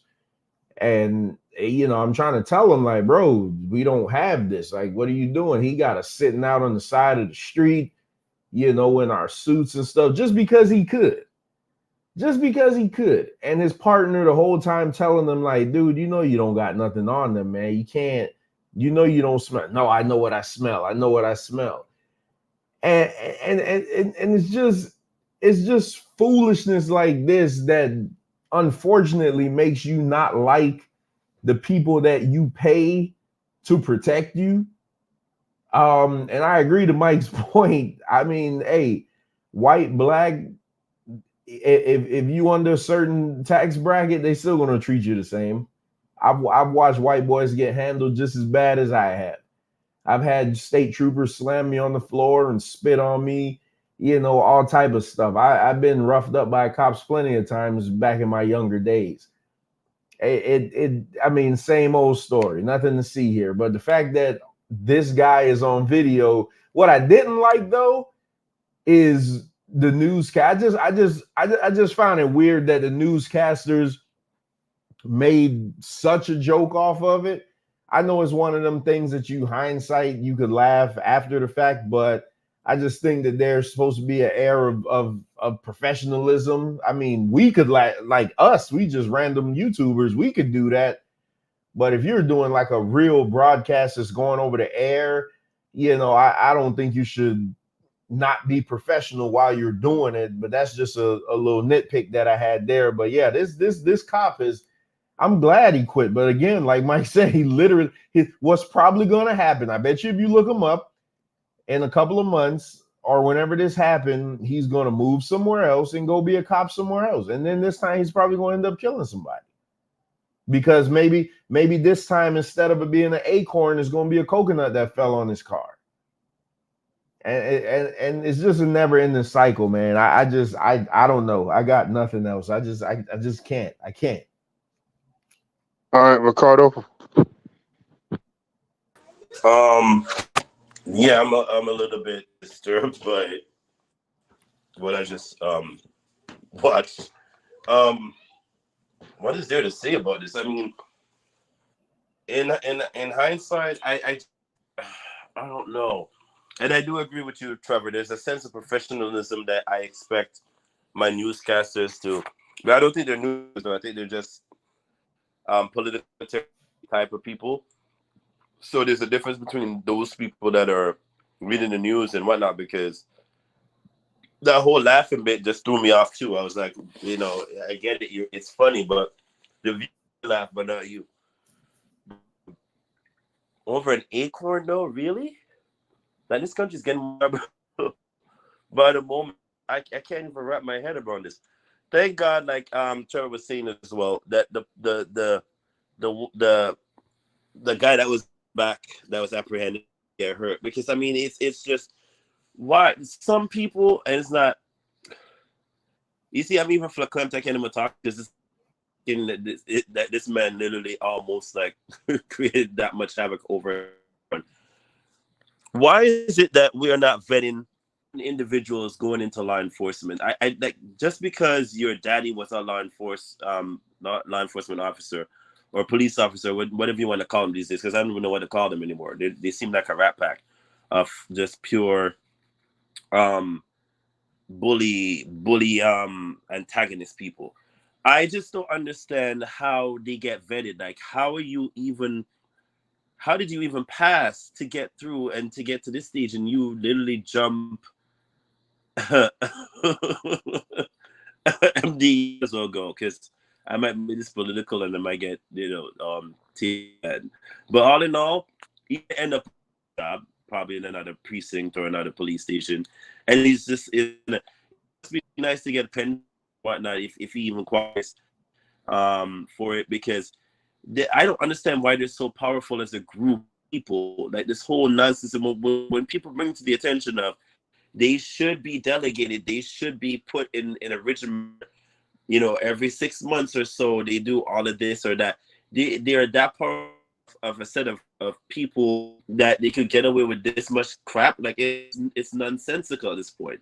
Like, it's really baffling and it's crazy, but it's gonna continuously happen. We're gonna get up tomorrow. Our whole country is gonna forget about this, and down the road again, something else is gonna happen, and it's like, oh, but didn't this happen 6 months ago? Yeah, it's just things where it's just an unending snowball that keeps going and going and going, and no one seems to want to give a hoot. So, what do I know? MD, you're next. All right, MD. Oh, he's probably still doing his thing. All right, so I don't know when he'll be available, but when he comes back, if he wants to get back. Hey, can you hear me? I'm sorry, man. They got me riveted. Can you hear me? Oh yeah, we hear you. Okay, yeah, man. Hey, I agree with Mike. He should be charged with unlawful discharge of a firearm, point blank, period. That's just what it is. You know what I mean? He got phantom shot in the leg. You know what I mean? and then he had his partner that also discharged her firearm under false pretense. You should be charged at the end of the day. You know what I mean? How would his partner have felt if she would have dealt the lethal blow? All for nothing. You know what I mean? That's crazy to me. At the end of the day, I tell you what the issue is.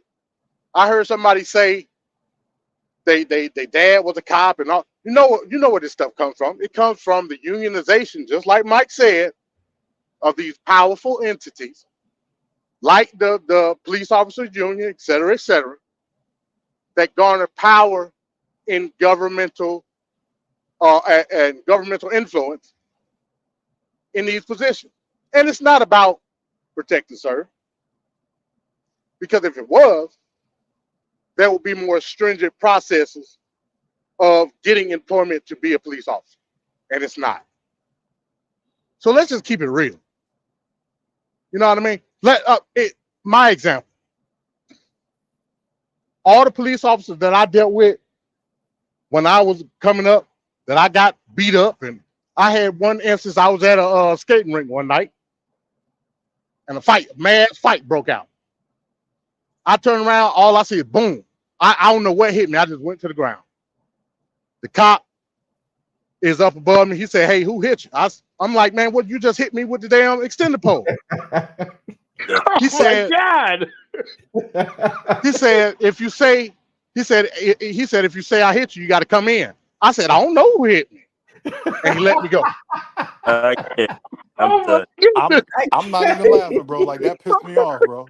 I've seen that before. That Hey, pissed me off. I ain't trying to laugh at it, man. But I know. I'm just saying I can't. I believe MD as well. It's crazy that they get away with so much bullshit. It's that's crazy. And my favorite thing is they love to say, "We don't understand why no one likes us. Why do we?" I'm like, "You guys earn your hate every day." I had an instance where I got hit in the head with a stone. Somebody hit me with a rock in my temple to where I was almost leaking. And the cop came up and saw, and I was like, "I'm about to go get this dude." And because he didn't want to do paperwork, he looked at me and said, "Either you let it go, or I'm gonna run you both in." And I said, "I'm the one that's bleeding from the head." "Hey, well, I don't feel like doing the paperwork, so either let it go, or I'm gonna run you both in." And then I said, "Well, run us both in." Yep. And he was like, "I didn't think you was gonna say that, but I'm still not gonna do it." And then he drove off. Wow. Yeah. So again, in my instance, all the cops that I've ever dealt with been all black, because I live in a majority black city. But that doesn't take away from the malpractice, so to speak, in regards to your position. At the end of the day, a lot of these people are weak.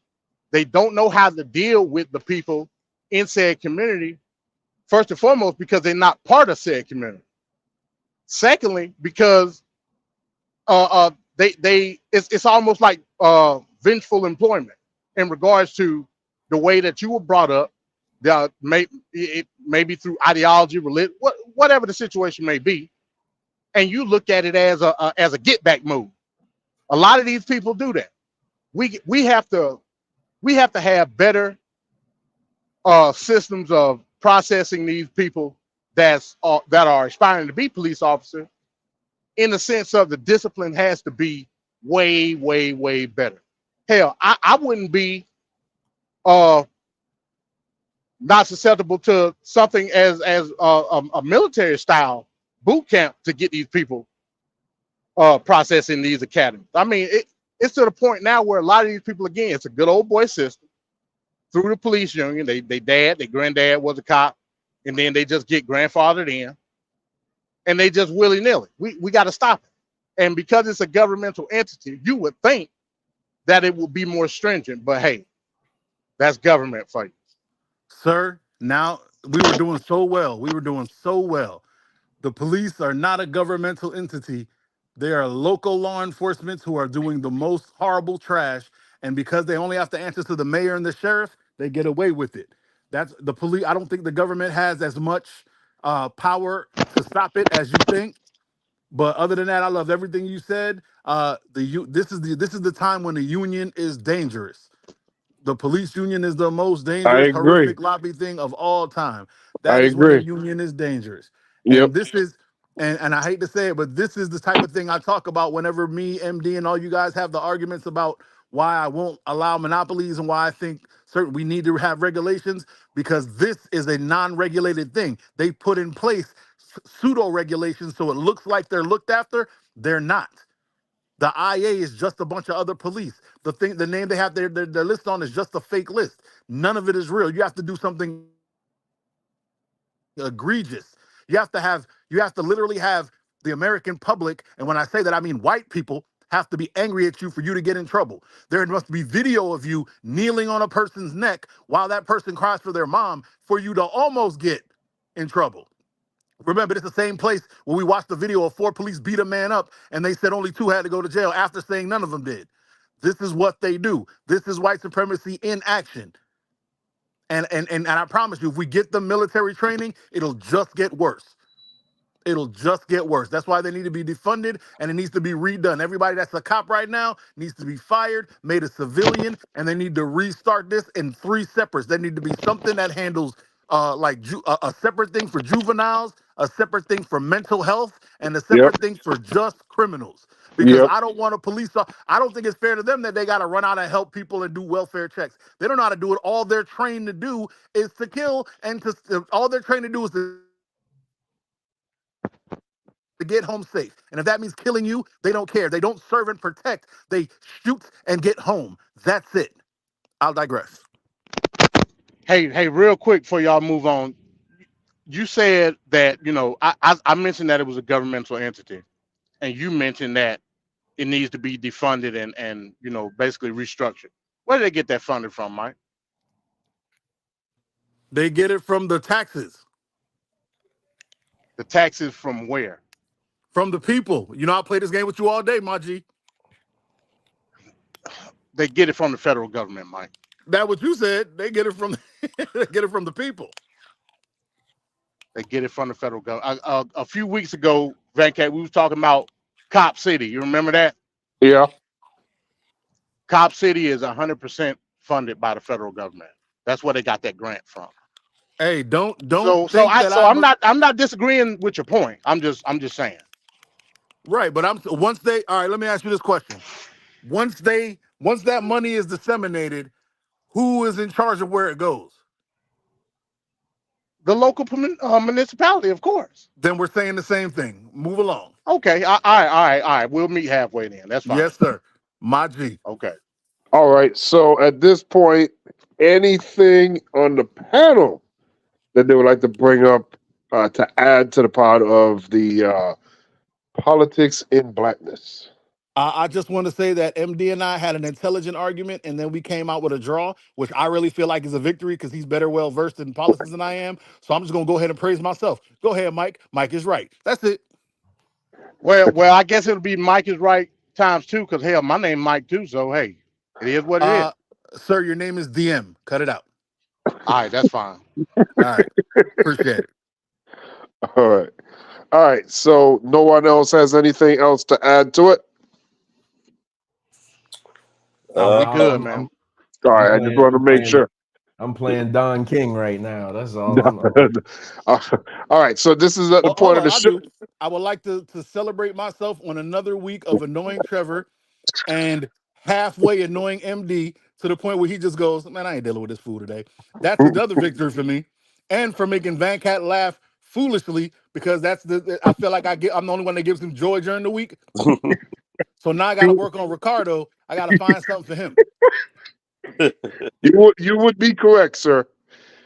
All right. And what's another name for correct? No. Mike is right. You know it. You know you wanted to say it. It's all right. I hear it. All right. So at this point, we're going to go into session, lame duck style. So we'll be back on the other side. First things first, in this lame duck session. For the United Nations General Assembly to share the extraordinary progress we've made. In less than 2 years, my administration has accomplished more than almost any administration in the history of our country. America's so true.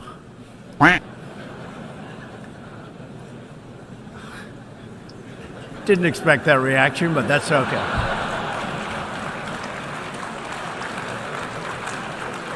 Right. Ladies and gentlemen, we got him.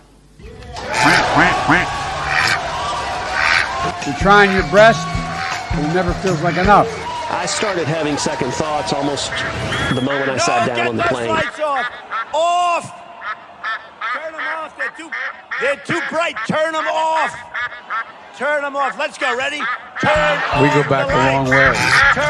She was 12, I was 30, but anyway. So I changed my return flight and flew back on the first available flight I could take. I'm sick and tired of smart guys. I'm sick and tired of ordinary people being fleeced. I'm tired of being quiet. I'm sick and tired. I'm just sick and tired. We have this notion that somehow if you're poor, you cannot do it. Poor kids are just as bright and just as talented as white kids.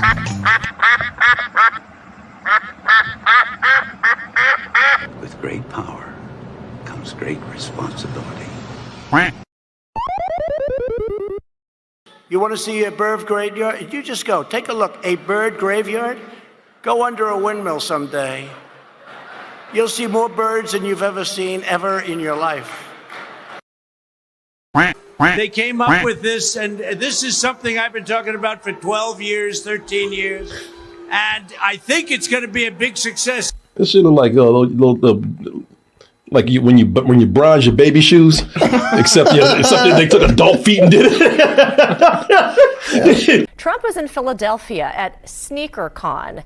Why? He was unveiling his own sneaker line, Trump sneakers, including this gold-colored, it's called the Never Surrender high top sneaker. And on that website, which is selling those sneakers, apparently it sold out.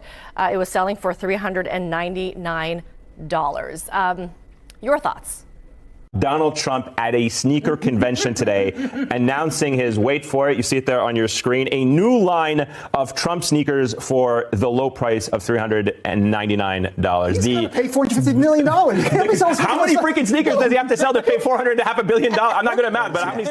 The grift continues with this guy. That's the real deal. A presidential candidate moonlighting as a shoe salesman. Donald Trump introducing a new sneaker line at a shoe conference in Philly over the weekend. Those gold shoes at $400 a pop arrive as Trump is facing a serious threat to his cash stockpile. Just 24 hours earlier, a judge had ordered him to pay more than $350 million as punishment for his company's fraud. Now, this is hardly the first surreal product that the former president has promoted with a T inscribed on it.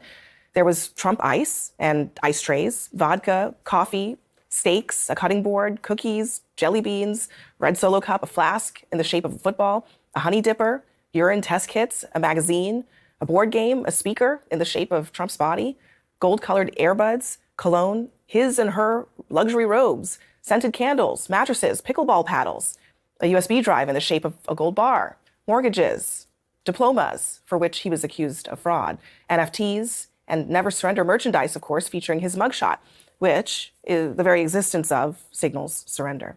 Hello, everybody. So thank you very much. And we have a few young ladies that are up here crying. Look at you with the Trump 2024. Thank you, darling. I love you, too. Wow. A lot of emotion. There's a lot of emotion in this room. Thank you. Thank you. So nice. So the really nice thing is we have lines, and I want to thank Chase and I want to thank Alan, but we have lines going all around the block. They're going all around this block. They've never seen anything like this one. I just want to tell you, I've wanted to do this for a long time. I have some incredible people that work with me on things, and they came up with this, and this is something I've been talking about for 12 years, 13 years, and I think it's going to be a big success. Your influencers have been very positive. They've been real influencers, and they love it, and they love what we've done, and we appreciate it. We really appreciate it. More than anything else, I appreciate the turnout, because they say they've never had a turnout like this, and we're going to do things that are terrific. They don't look great. No, they don't look like $400 shoes. I'll tell you that. They're not $400 shoes. Shit, they're barely $40 pair of shoes. I guarantee you. I guarantee this shit is not. I promise you. I understand there's a lot of crazy sneakers out there, but I promise you this shit is cheap in quality. I'll guarantee it. I promise you. The second you put them on, it just starts flaking off. The gold case just starts coming off. Yeah. You start seeing the original white shoes underneath there. That's the real deal. No. That's the real deal. Somebody said the gold will turn your feet green. Yeah. We're going to remember SneakerCon. You know that. You got that right. These sneakers are the biggest con I've seen so far today. You damn right about that. This is just at the Daily Show. They got a poor dude over there so brainwashed. He gave Trump so much money. This man's about to go broke investing in all these crazy ass schemes and scams that he has. And the guy's he is so brainwashed and has such a cult following mind. He's about to do it again. Yeah, he's happy to do it. And this guy, I have supported him with checks and the gold Trump bars, $100 gold things. I can't get rid of those. What would anybody do with that? Nobody wants that. Why would he think that he would make a profit on that or like be able to spend the money? Like you give it to Trump, it's gone. It's gone. That shit goes to him. All right, that man has so many legal fees right now. He's been ordered to get like over $200 million for some fine. I was gonna say it goes to him and then his lawyers. Yes. And the T cards, the TRB card. The card has nothing on it. You think it was a scam? It might have been. I don't know. You've invested a lot. He don't want to admit it. He knows he got, and he just doesn't want to admit it. I think I feel his dick in my ass, but I'm not sure. Went to the ATM and couldn't get nothing out. The card has nothing on it. These are Trump, debit cards? Yeah, credit cards with Donald Trump's name on them. Hey, look at this. There it is. There's the Trump gold card, the Trump black card, these coins. I think he tried doing some stuff with what do you call it? Just gold. With gold. Mm-hmm. Crypto, I think he's tried to do. Trump coin. Trump coin, yes. Jesus Christ. Yeah, why would you want your face on that, man? At least make him look better like they did in the card. They actually took his head on the coin and stretched that shit out to make him look worse. He looks like a hog. He looks like a hog, like a pig. I'm not just saying, I'm not trying to be mean, but he looks like a hog with a toupee on. Look at those jowls. Yeah, look at what it says on the coin. I want you to read that. The revenge tour. The revenge of what? Everyone's wallet? Yeah. Oh, he's talked about how if he gets elected, he's firing everybody, putting his people in there. And first order of business, he's going to go in and give pardons to a lot of the people that stormed the Capitol. Oh my God! Oh, it's an authoritarian move. Like, man, it's okay. Around right now, we're joking, but this is a scary thing. You have a con man with a vendetta, who's just brainwashing people to buy the most useless shit. You think it was a scam? It might have been. I don't know. Stupid That's ass. someone's grandfather, man. It's so sad. And he's still giving them money with all of his shirts and the hat. Yeah, Look at that. yeah. Trump shoes, $9.69. Really? So you can go to Temu right now. Get these Trump. This man, it's the same shoe. Yeah. I told you. I told you it's the same goddamn shoe. I gave him actually credit. I said they're about $40. Look at that. You get these shoes for. The only thing that's missing is a cheap ass American flag emblem and a basic font letter T. Look at this. Wow. I thank you, Dwayne. I told y'all some cheap shit.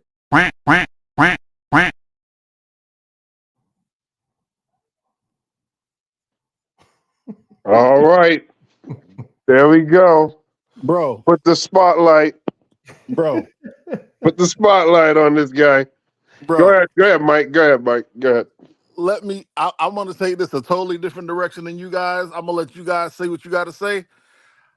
I want to say that I wish I was an old white person because I would be able to see an evil villain in the flesh in my own image. This is who I wish. Oh, I wish Obama had the genius of this moron. Like, this guy is so moronically genius. I know it's an oxymoron, but it is beautiful. If Obama had a tenth of the evil genius of this guy, he would have been the greatest president of all time. This man got a $350 million fine, and he sold out of $20 shoes that he was charging $400 for. I'm not even going to tell you the number. You all do the math. Divide 350 million by 400 and see how many he had to sell, and you tell me if you believe he didn't sell more than that. I'm going to leave it at that.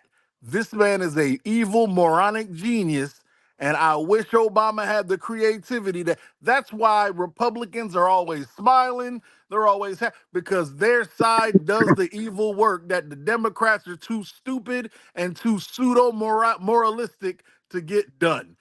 I just wish there was one who would walk in there and say, hey, I'm going to do everything to get in office. And when I get in office, I'm going to screw over whoever I got to do to get our stuff passed. Because that's what they do. They don't care. They do whatever they want. This man has the most bootleg, whack-ass Pro-Keds on sale for $400, and you know they sold out. This man Well, went the and sold bought out is the huh? sold out is deceptive. It was like a limited quantity Sir, because that's what you say. I'm telling you, this is going to be a collector's item at no, it's racist not. rallies all over the world. He bought up all the big baller brand stuff from the Ball Dad and painted them gold and put them Exactly. things right on sale. I promise you, he gonna make enough money to pay What? that fine and not go in his old wallet. I So promise you. so there was one guy. He bought a signed pair for $9,000. And you telling me I told you I'm not crazy. This man is an evil genius.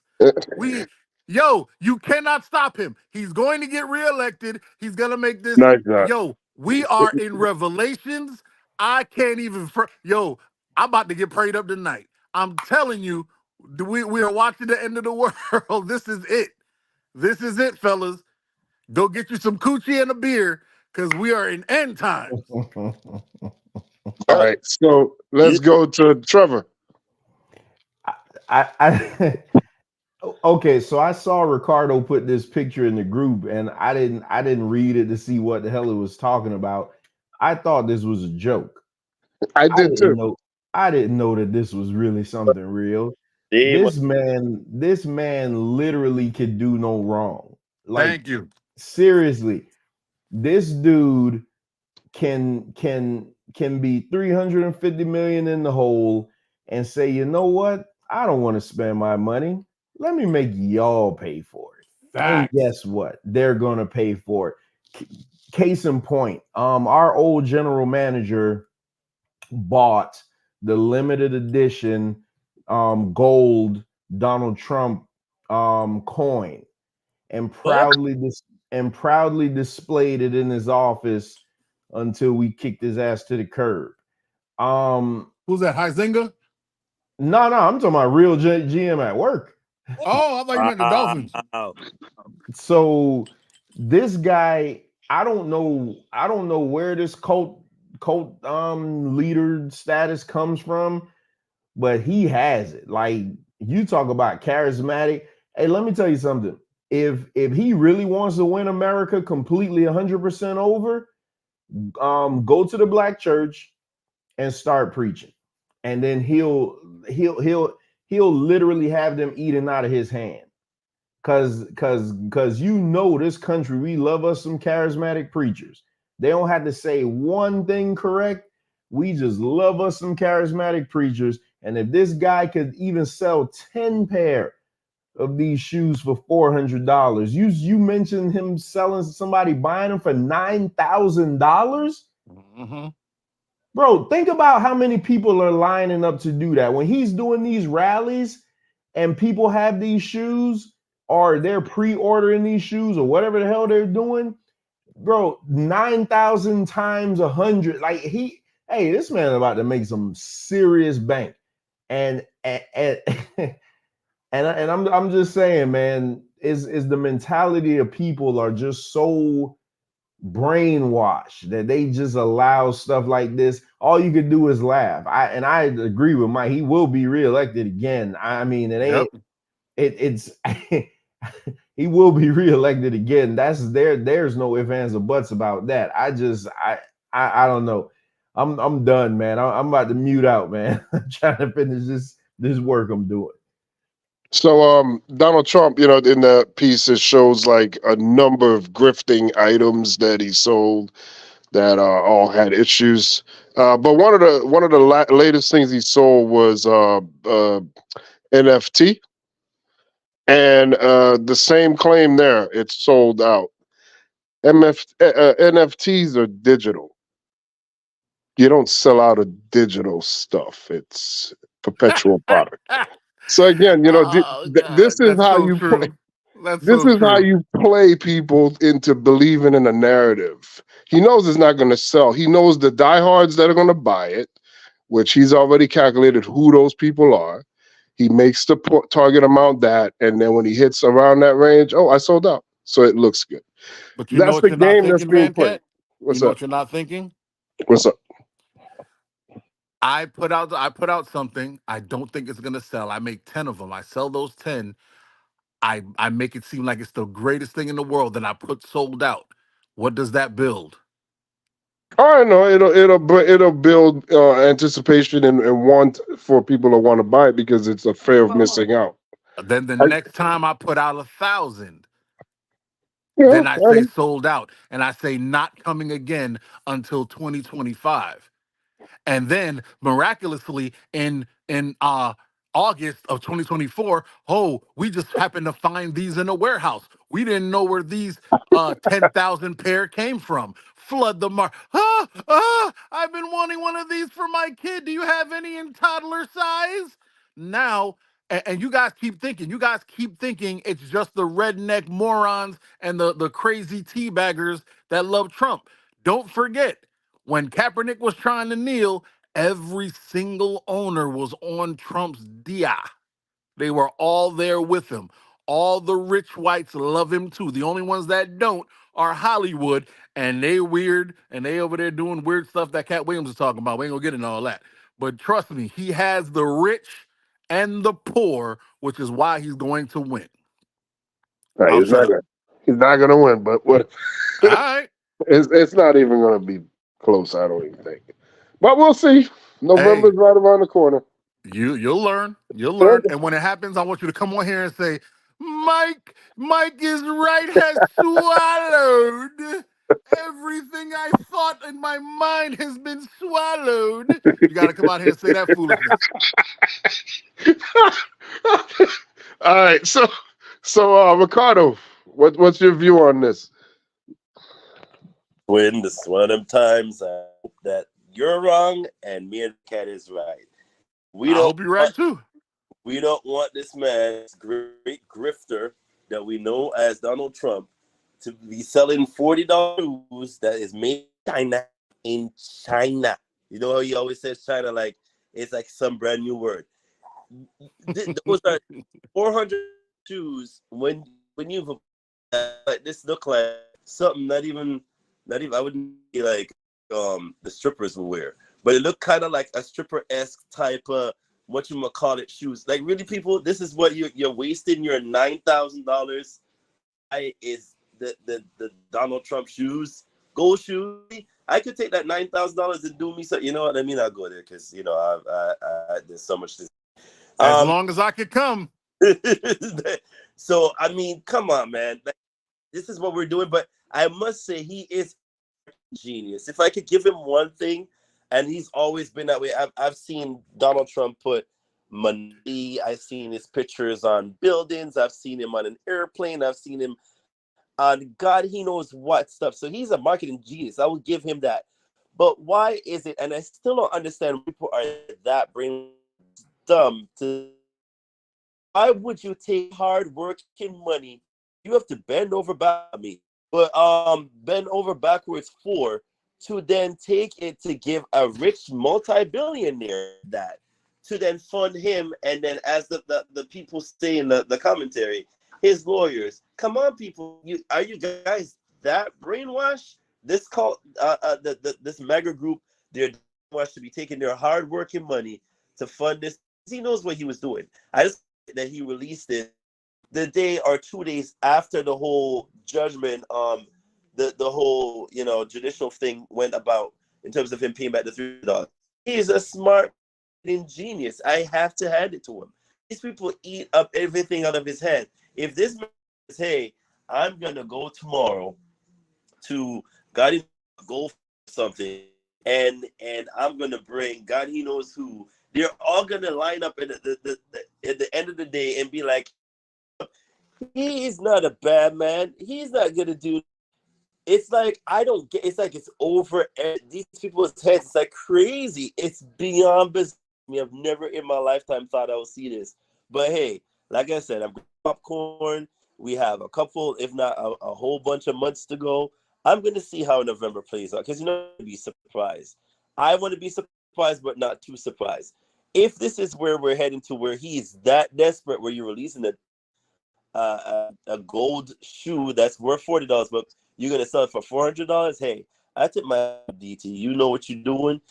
At the end of the day, it comes down to who goes in that booth, who's going to make that decision. If these people who are, because it's not just the shoes, I believe, say this on record because I've seen it on TV. There's another woman, Sunny Owls, that she is like doing a fund me, and all is at almost $250,000, all because she did not like how the judge put in the final statement that he's liable to paying all these bills, and she literally people already literally funding the GoFundMe, and I'm saying to myself, are you serious? But hey, listen, if it please y'all happy, go ahead and be stupid and spend y'all money. It's y'all money. What do I know? Why should I tell you your money? You want to spend your money? Hey, people, do what you do. Hey, it's just like me, and digress. But if you're being in a strip club and you throwing your $1, hey, throw your $1 at them strippers. If you're happy, who am you not money? Go ahead and do it. Please yourselves. But this is crazy. This is absolutely mind-numbing. This drifting and fleecing and all that manipulation, and it's like the brainwashed people can't get out of that mentality that this is all for show and he can get away with it because he's Donald. Come on, wake up, people, wake the hell up, like wake up, crazy. So two things I want to say. One of the things that was reported, Donald Trump, all politicians, they raise money from regular people. So you get on a list. And once they get you on the list and they get the okay to charge, like, hey, what about donating $5 or $10? And you're thinking, okay, yeah. And it says one-time charge. However, from Trump, when you donated the $5 and you gave them your card, they continued to charge and charge and charge. And a lot of people didn't realize it until way after the fact. And, it just seems like every corner is, I need money, money. Also, the report came out the other day on fundraising for the Republicans and for the Democrats, Biden. Biden did a record number of fundraising last month. The RNC has yet to report their fundraising at the moment. So, and it's increased ever since, Trump had that lawsuit. It's just increased more for Biden, and Biden has outperformed all the political rivals as far as like everyone that was in the Republican primary, including Nikki Haley, and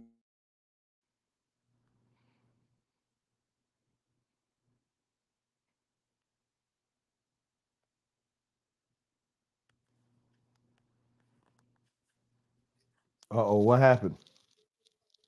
Beck, you still there, man? You just went out. What Yeah, happened? sound like he went out. I thought my phone went off again. I was like, Yeah, man, I'm tired of signing out. Yeah, that was like an awkward pause. Venkat, we It's can't. all right. That's Trump trying to block Venkat. I told you he's beating you on your own channel, Venkat. What you gonna do? Man. Oh, here you go, come from another device. Hello? Yeah. Welcome back. No, Hey, I Trevor was think my talking trash internet. about you. Yeah, I expect that.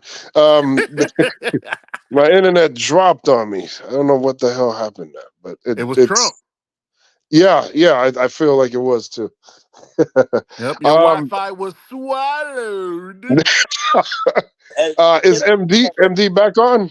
MD. Yeah, I'm here, man. I'm going through a crisis right now, but I'm here though. Oh, you're going through a crisis. Oh, okay. If you wanna, Yeah. if you wanna say No, your piece. I say real quick. Hey, man, if Trump don't win Super Duck this year, I'm calling foul. That's all I'm gonna say. like what? This is 3 now. Yeah. Yo, he's a professional wow. duck. Hey, but I tell you, you better get you some white nationalist ones right now because they're gonna be worth a lot of money in a couple years. I'm gonna try to get me some white nationalist ones. I'll tell you that. I ain't paying $9,000, but if I find some on sale, I might cop them. Yeah, I'm gonna get me a pair and go to StockX. As soon as it rains, it's gonna fall right apart. So. White nationalist ones. That's why I'm gonna put them in plastic and seal them. You said put them in plastic and I'm done. Hey, bro, in 10 years, an old racist white man's gonna come meet with my old racist. I'm gonna have an old racist white man that does my business with old racist white people, and he gonna be like, "I've got these racist ones." And they're gonna be like, "Oh my God, 3 million! I've been looking all over for these. My bank account is swallow." I just want to say swallow. That's just hilarious to me. I'm sorry. Any excuse. Any excuse. Yes, sir. Yes, sir. All right. All right. So we're gonna go to the next segment, and that is the lame duck for the second week in a row. Actually, Donald Trump, which is crazy. All right. So the next segment, we're gonna look at political news. What's going on in the news? We'll be back.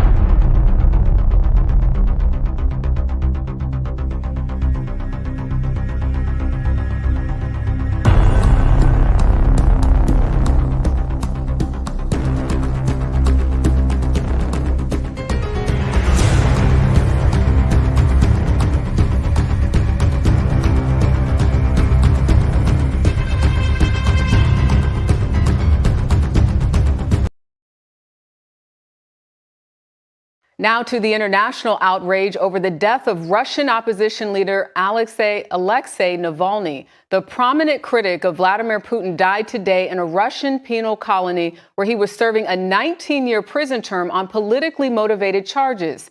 CBS's Weijia Jiang is at the White House where the president is blaming Putin. President Biden says he's outraged over the death of Alexei Navalny, a fierce political rival of Vladimir Putin. Russian officials claim 47-year-old Navalny collapsed after a short walk inside a Siberian prison and died shortly after. Make no mistake, Putin is responsible for Navalny's death. The president praised Navalny for fighting against the corruption that ultimately claimed his life. He was so many things that Putin was not. He was brave, he was principled.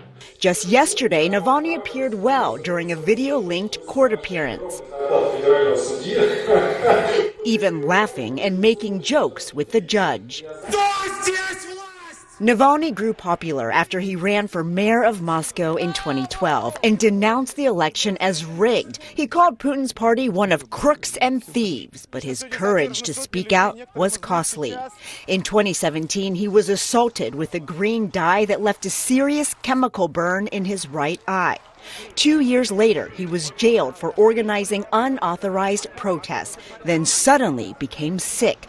Navalny suspected he was poisoned with a nerve agent. And in 2020, doctors confirmed he was poisoned again after he plunged into fits of agony aboard a flight forced to make an emergency landing in Siberia. After making a dramatic recovery, Navalny told 60 Minutes he was certain who was to blame. You have said you think that Mr. Putin's responsible. I don't think, I'm sure that he's responsible. Mourners across Russia paid their respects, though Moscow officials warned against protesting. In 2022, Navalny made a video to his millions of followers in case he turned up dead. If they decide to kill me, he said, it means that we are incredibly strong. Hours after his death was reported, Navalny's wife Yulia spoke at a security conference in Germany, where many world leaders are gathered. Ужасные новости.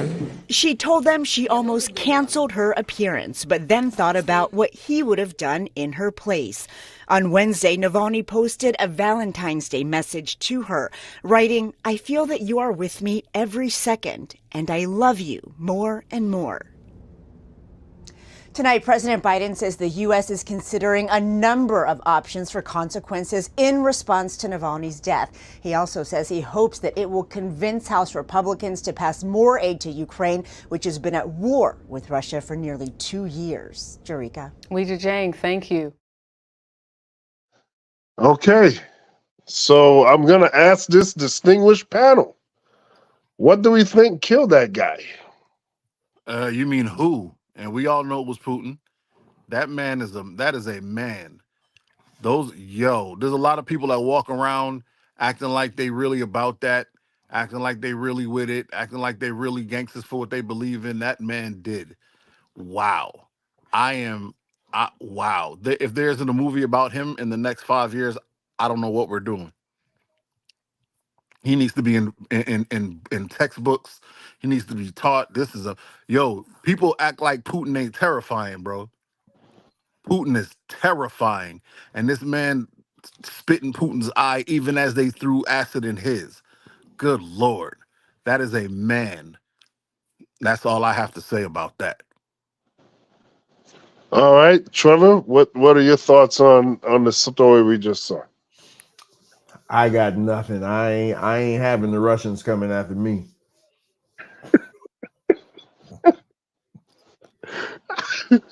I mean, it writes itself. I mean, it literally writes itself. The only thing I will say that bothers me is Biden saying, America's going to take action.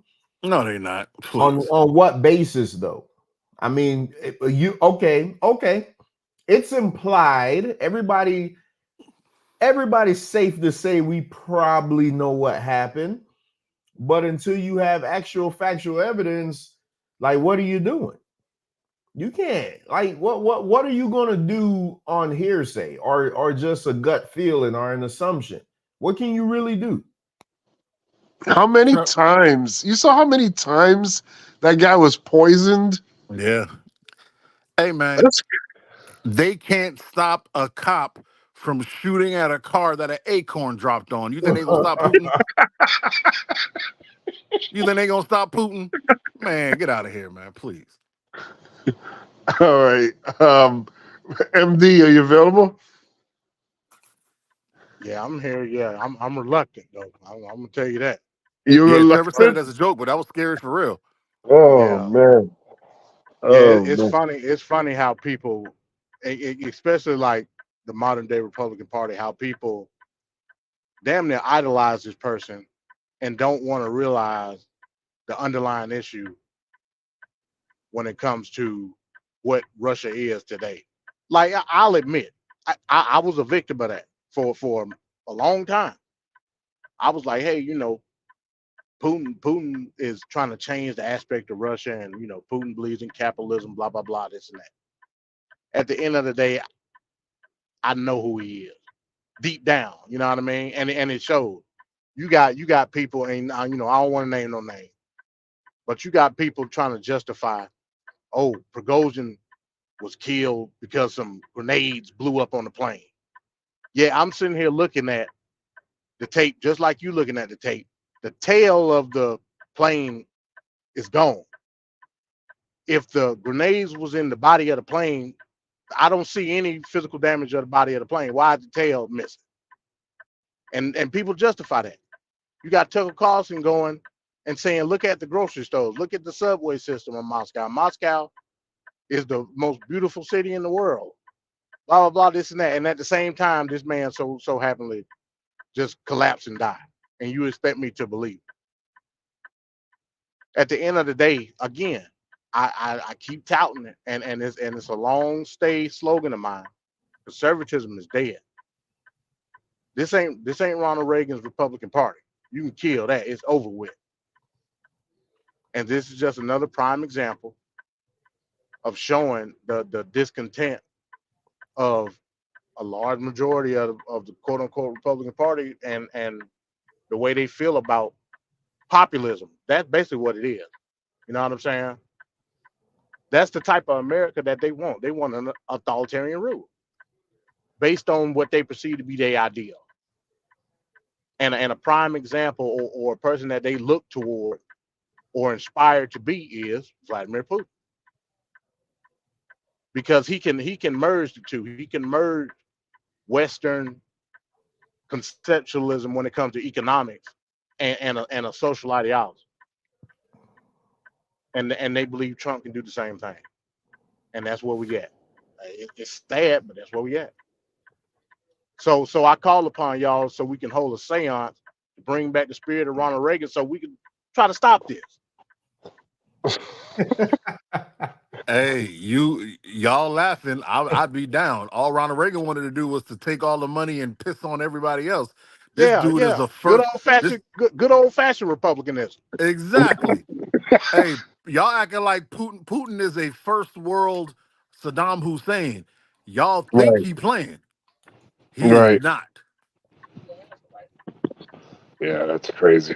I am terrified. I want no parts. Hey, MD, I'm assuming the name you didn't want to say was your partner over there. He just come right out with it. My God, Trevor. He's justifying this, huh? Yeah, because again, when you go so far down into a rabbit hole, you got one or two choices. You could try to scrape and crawl your way back out, or you can go deeper and hope that there's something on the other side. You know what I mean? And I think that's where he at right now. He's digging. To the point where it's a descent to madness, just like Alice in Wonderland. That white rabbit ain't white on the other side.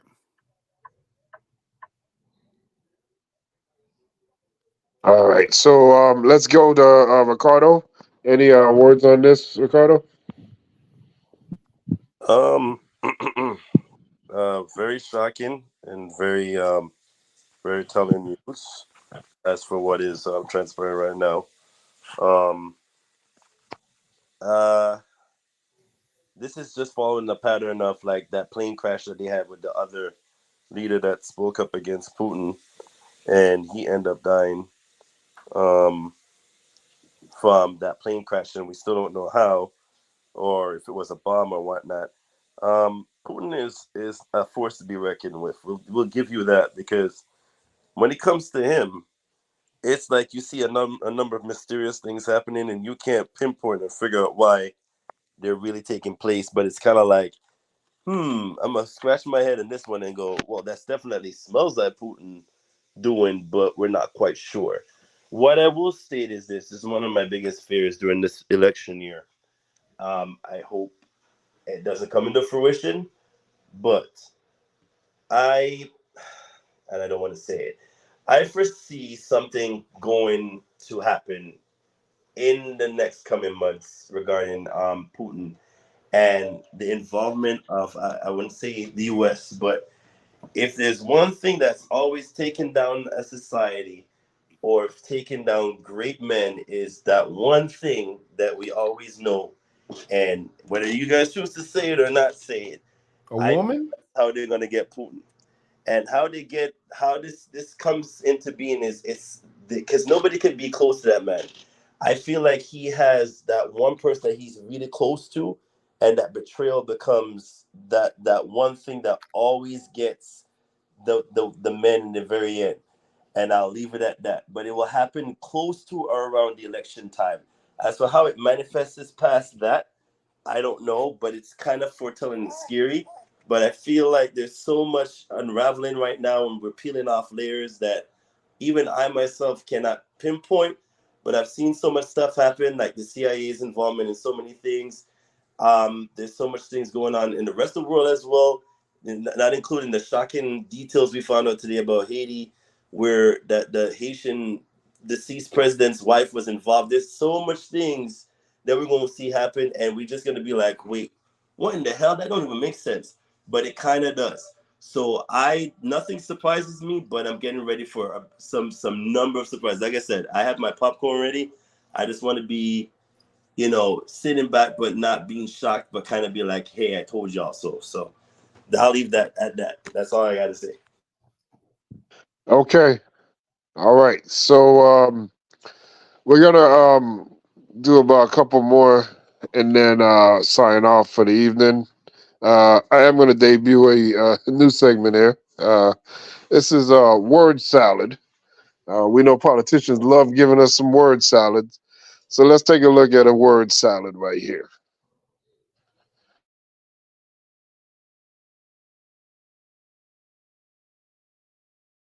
Nobody can do it like me. Nobody can do it like me. Honestly.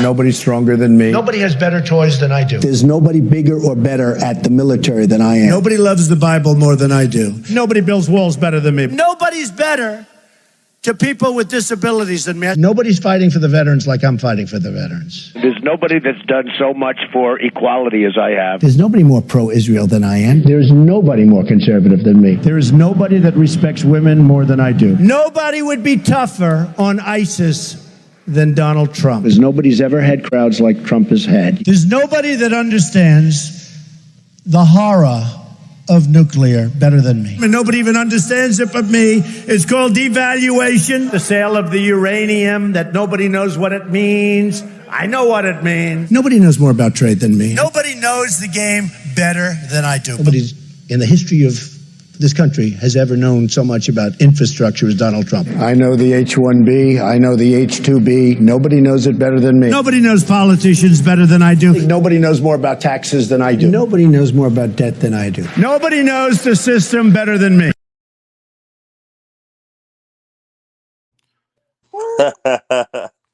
All right, that's a classic word salad right there. Politicians, they just give you some words to get through. So we'll check out more of that in upcoming shows. One last thing I want to show before we go into the nightcap. President's Day was yesterday, and every year scholars get together. We talked about this in the Obama-Trump show that we did, episode 6, where we looked at the numbers from the voting of the scholars over the presidents, all 45 presidents over the decades. So they made a new list and a new voting happened. So let's take a look at the latest voting on the president's ranking system.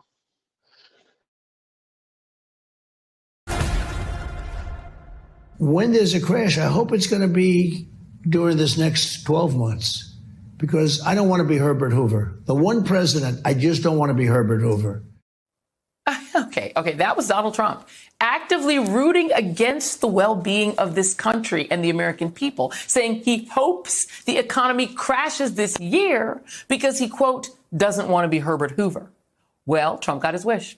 A new poll out today shows that he is not Herbert Hoover. He's actually way, way worse. The poll of historians and scholars ranks every president in U.S. history from best to worst. And while Herbert Hoover received the 36th spot, Trump is ranked dead last at 45.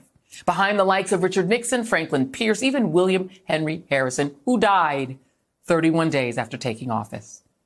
Joining me now is NBC News presidential historian Michael Beschloss. Michael, you got to be pretty terrible to be ranked below James Buchanan, Civil War failure, pre-Civil War failure, and a guy who only lived for 31 days as president. Your thoughts? Yeah, I'd say so. And Richard Nixon, who would have been impeached and probably put in jail if it weren't for a pardon by Gerald Ford, don't you think? Well, let's talk about these rankings. I'm obsessed with these rankings, by the way. I cannot wait for them to come out every year. I don't know if you're on this committee, but I'm obsessed with it. No, I'm Here not. are the top 10. You're not on it. Well, here are the top 10. Abraham Lincoln, who always ranks up the top, usually George Washington, and here at the top. FDR moving up into number 2. He moved up. Yep. Jefferson's still there, despite the gulag with an enslaved person under his bedroom. Barack Obama jumps up to number 7. Harry Truman, Eisenhower. Kennedy standing up there at 10. Lyndon Johnson at 9. Right. I mean, Woodrow Wilson used to always get in the top 10. He used to drive me nuts. I'm like, this guy was a horribly racist monster, but he dropped out, right? So he's gone down. I'm interested in some of the movement. Andrew Jackson used to get ranked highly. He's dropped out of the top 10, which I think is a good thing. He's now at 21. He's down 12 places since 2015. And as I mentioned, Woodrow Wilson, he's down 5 points since 2015. Right. Some of those are good. What do you think about the idea of Barack Obama being so high? Because I think he used to be 11 and now he's 7. He's moved up. Well, I think he has moved up, and I think he will move up further. And as far as Andrew Jackson is concerned, it shows that, historians can do the right thing. It takes us a while. He was president in the early 19th century. Yeah. And let me show you this. There was a Nazi march this weekend in Nashville that really was reminiscent of what happened in the 1930s. We are in the year that is reminiscent of 1924, the year that the Democratic National Convention was nicknamed the Klan Bake. That was 3 years before Donald Trump's father got arrested at a Klan riot. So that period in the 1920s feels a lot like today. Do you agree with that? I totally agree. 1924 was the apex of the power of the Ku Klux Klan in America. Half of the Democratic delegates at that convention were either members of, leaders of, or controlled by the Ku Klux Klan. The Democratic Party, in contrast today, was a Southern racist party. Thank God we've come that far, but the Nazis and the Klan are still there. The last thing I've got to bring up, because it is a little bit fun. So the rankings by by ideology. Donald Trump among the Republicans who made the rankings of best and worst presidents, they ranked him at 41. The Democrats ranked him at the bottom, 45. Independents, bottom. Conservatives, 43. Liberals, 45. Moderates, 45. Everyone agreed, including the Republican rankers, that he's terrible. He couldn't get higher than 41, even with the Republican rankers. What do you make of that? Yeah, I just can't imagine why someone who was twice impeached and wanted to suspend the Constitution and waged a coup d'etat, an insurrection that might have led to the deaths of leaders of Congress would rank so low. A new ranking, and I'm going to add, in my view, a highly questionable ranking of presidents, is turning heads after Biden came in higher than both Donald Trump and Ronald Reagan in his wildest dreams. The survey was done by the Presidential Greatness Project, who claim to be the foremost organization of social science experts in presidential politics. They may be the foremost example of the disconnect between ivory tower academia and real people. That aside, Abe Lincoln ranked first. Okay, fair. Then comes Obama at 7th, and Biden came in 14th, actually beating Ronald Reagan, who came in 16th, and Trump dead last. Look, Lisa, where to begin? This is infuriating in so many ways. 154 respondents. They are the ivory tower elites who in no way represent the view of the American people. No, but it also goes to show you, though, how history can be written, and some of it can be built off a lie as well. But no, this list is bogus. Everyone knows that, Obama's not that high. He was a terrible president. But I think on this president, sorry, I think on this. When you're doing art critique and historical analysis of things like greatness, it is in the end subjective. Now, it does say something that the people who are respondents here, they are experts. So respondents included current and recent members of the President's and Executive Politics section of the American Political Science Association, which is the foremost organization of social science experts in presidential politics, as well as scholars who had recently published peer-reviewed academic research in key related scholarly journals or academic presses. 525 respondents were invited to participate, and 154 usable responses were received. Okay. So these are certainly experts. They know infinitely more about presidents and presidencies than any one of those clowns on the Fox propaganda network. But in the end, it's still just their opinion, right?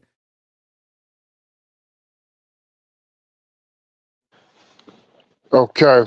All right. So that's a look there at the latest presidential ranking. We'll start with MD this time. MD, what did you take away from that video?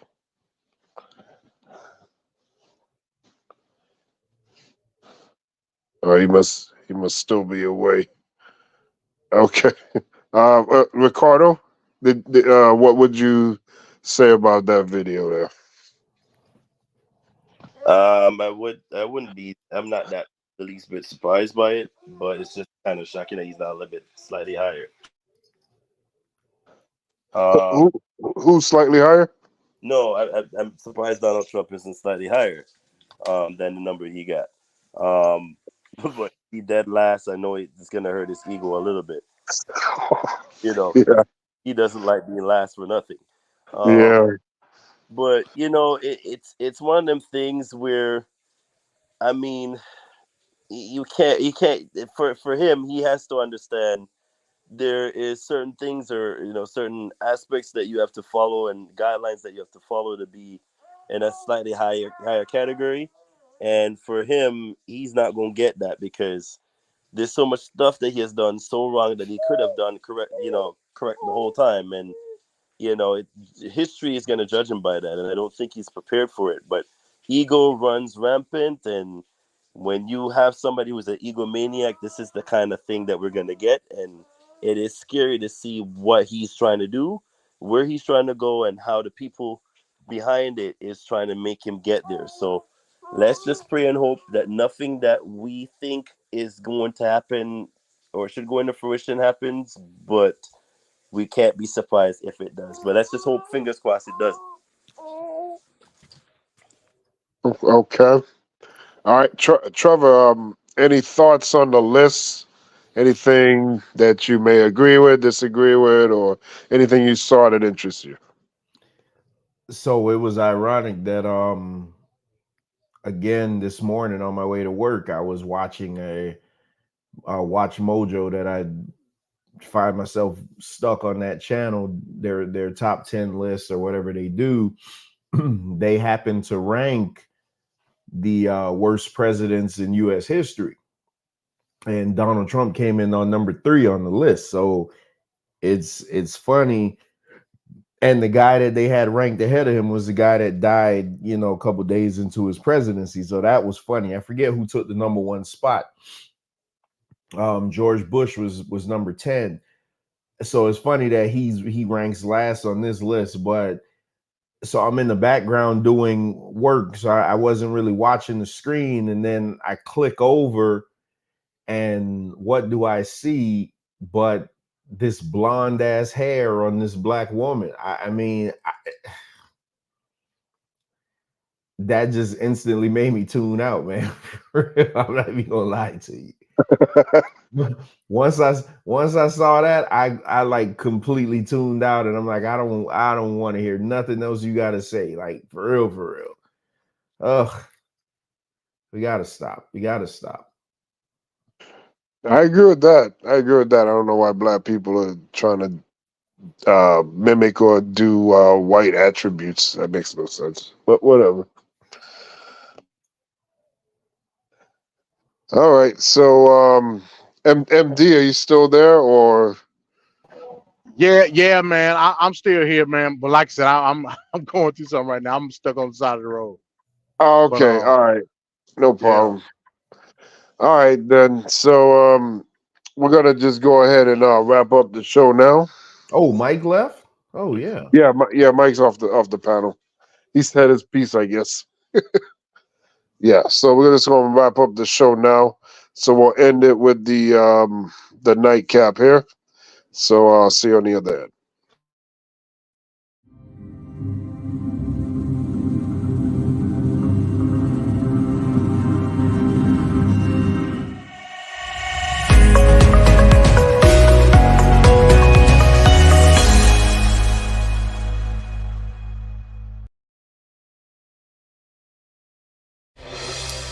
We want to zero in now on some of the dysfunction we've been watching unfold on Capitol Hill. There are some very senior, high-level House Republicans that are not coming back to Congress after this term, including Mike Green. He's the chair of the Homeland Security Committee, and Cathy Morris Rogers. She's the chair of Energy and Commerce. The veteran lawmakers are among nearly a dozen Republicans leaving the chamber. The exits follow a historic year of dysfunction, including the ouster of then House Speaker Kevin McCarthy and the failure of a landmark border bill that would have provided billions in aid to Ukraine and Israel that Speaker Johnson refused to take up. CNN's Melanie Zanona has details on this story. So, Melanie, what are you hearing from House Republicans who've decided that their time on Capitol Hill is up? Yeah, well, there are a lot of different factors that go into a decision like this. It is a very personal one. Members have cited family reasons. Some members are running for higher office.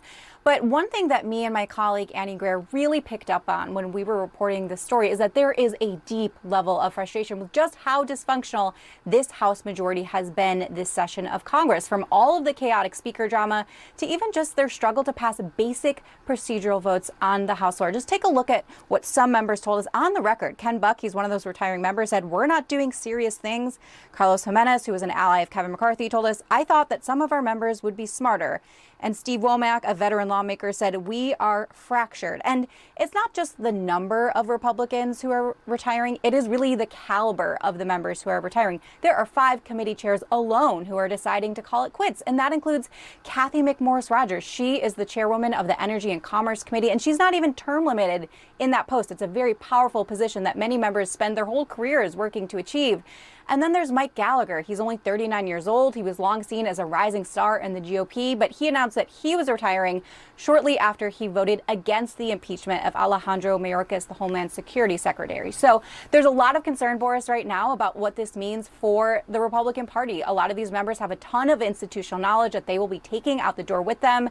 And there's also concern for that governing wing. And when you have those members leaving, in their place, you have more hardline members like Bob Good. So just a lot of frustration, a lot of concerns about what this means for the GOP right now, Boris. All right. So on that video there, they were just discussing a number of Republican, high-ranking Republican members of the House is looking pretty much to end their political careers. Some that are even not binded by term limits are leaving. And obviously, it's because of the political environment that's going on right now. And it's pretty toxic. So a lot of GOP members are calling it quits and retiring. Ricardo, what do you feel about that sentiment and the video we just saw? Well, we're not the least bit surprised. I mean, that class that came in onto the floor all over the damn place. And so, you know, there's a lot of infighting, but then again, that would have come about from when McCarthy was lobbying to become the Speaker of the House, and he sold his soul to the devil and made promises that he knew he couldn't fulfill. But just to get into that space of him being, you know, where he needed to be at, he sold his soul, lied, you know, kiss ass, you know, did a whole bunch of stuff. So the dysfunction is apparent because of that. Now, as for you know, most of these people retiring before November or by November to give up their terms. Listen, if that's the case where they feel the need to like bow out gracefully, I applaud y'all, but y'all had it coming because it was like you did a number of stuff that didn't even make sense to begin with, and y'all could have done better. And in the end, you're just gonna fade away like, you know, nothing, like no one really give a damn.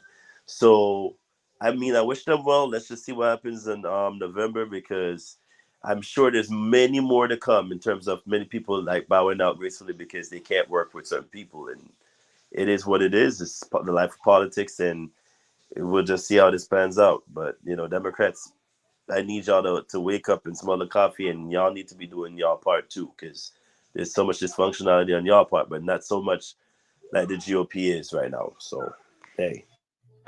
An amazing level of dysfunction. They're just not able to get anything done. And this is literally from members in the House saying that. It's just crazy. Trevor, I know you don't follow everything on politically wise, but just the sentiment that you have Donald Trump running, he's pretty much changed the temperature of politics. Well, I wouldn't say he changed it, but he was a big catalyst in it. It was already changing before him. And now you have all these members of the GOP, fed up and just throwing in the towel and just ending their careers. What do you see that as a positive, like getting out with the old, in with the new, or is this like a problem that you would see? So two parts to that. And yeah, you're right. I don't really follow much of this stuff. That's why I listen to y'all. But so obviously the place is dysfunctional, but the dysfunction didn't just start happening.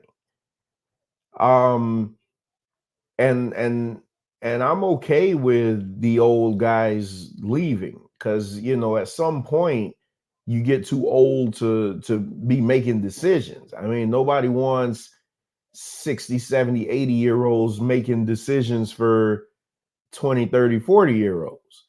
Because it just doesn't work. Like their stances are different from the younger guys. It's time to get some fresh blood in there. But the way I see this, what I see going on is kind of like what's going on with the whole Vince McMahon situation, where people know that something's getting ready to happen, and that's why everybody's bowing out gracefully. Because come on, man, these guys are career politicians. You couldn't move them for anything. They've a lot of them have lived through every scandal imaginable.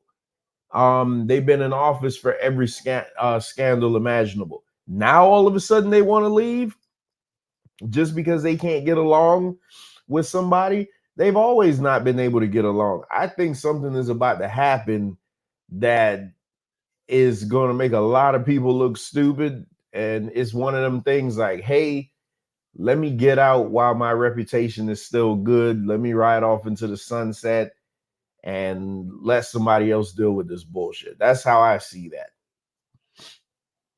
Okay, I mean, I actually can't disagree with that. Yeah, I can see exactly where you're coming from, and it's logical. It makes sense. Yeah, so we'll have to see what's going to happen down the road.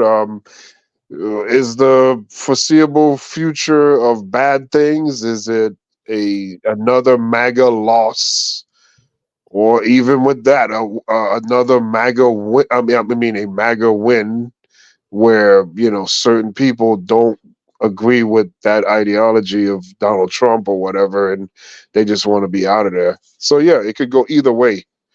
Yeah, So it'll I be agree with that. interesting to see. Yeah, Did you yeah. all have? Let me see. Yeah, let me say this, and then we can end on it. You absolutely right, Ben K. You got to look at it both ways, because as much as we talk about establishment politicians and et cetera, this may be the one time where maybe we still want the establishment politicians to be in the place, because there's a likelihood that they can be replaced with more MAGA Republicans. And depending on how you look at it, that ain't a good thing. You know what I'm saying? Yeah. So if they're so done with how the Republican Party is going, is there enough of a defense for another slew of the old guard GOP conservative Republicans to come in and take their place? That's yet to be seen. Or you can look at it on the other token, just like we've seen with George Santos' seat. Maybe it can flip Democrat, and then the Republicans will really be in trouble. So it's a myriad of scenarios that could take place, for the good or for the bad. Like I said, again, depending on how you look at it. I would argue that it's the old guard GOP basically forfeiting what conservatism is in 2024. Again, conservatism is dead. Y'all think I'll be playing when I say that?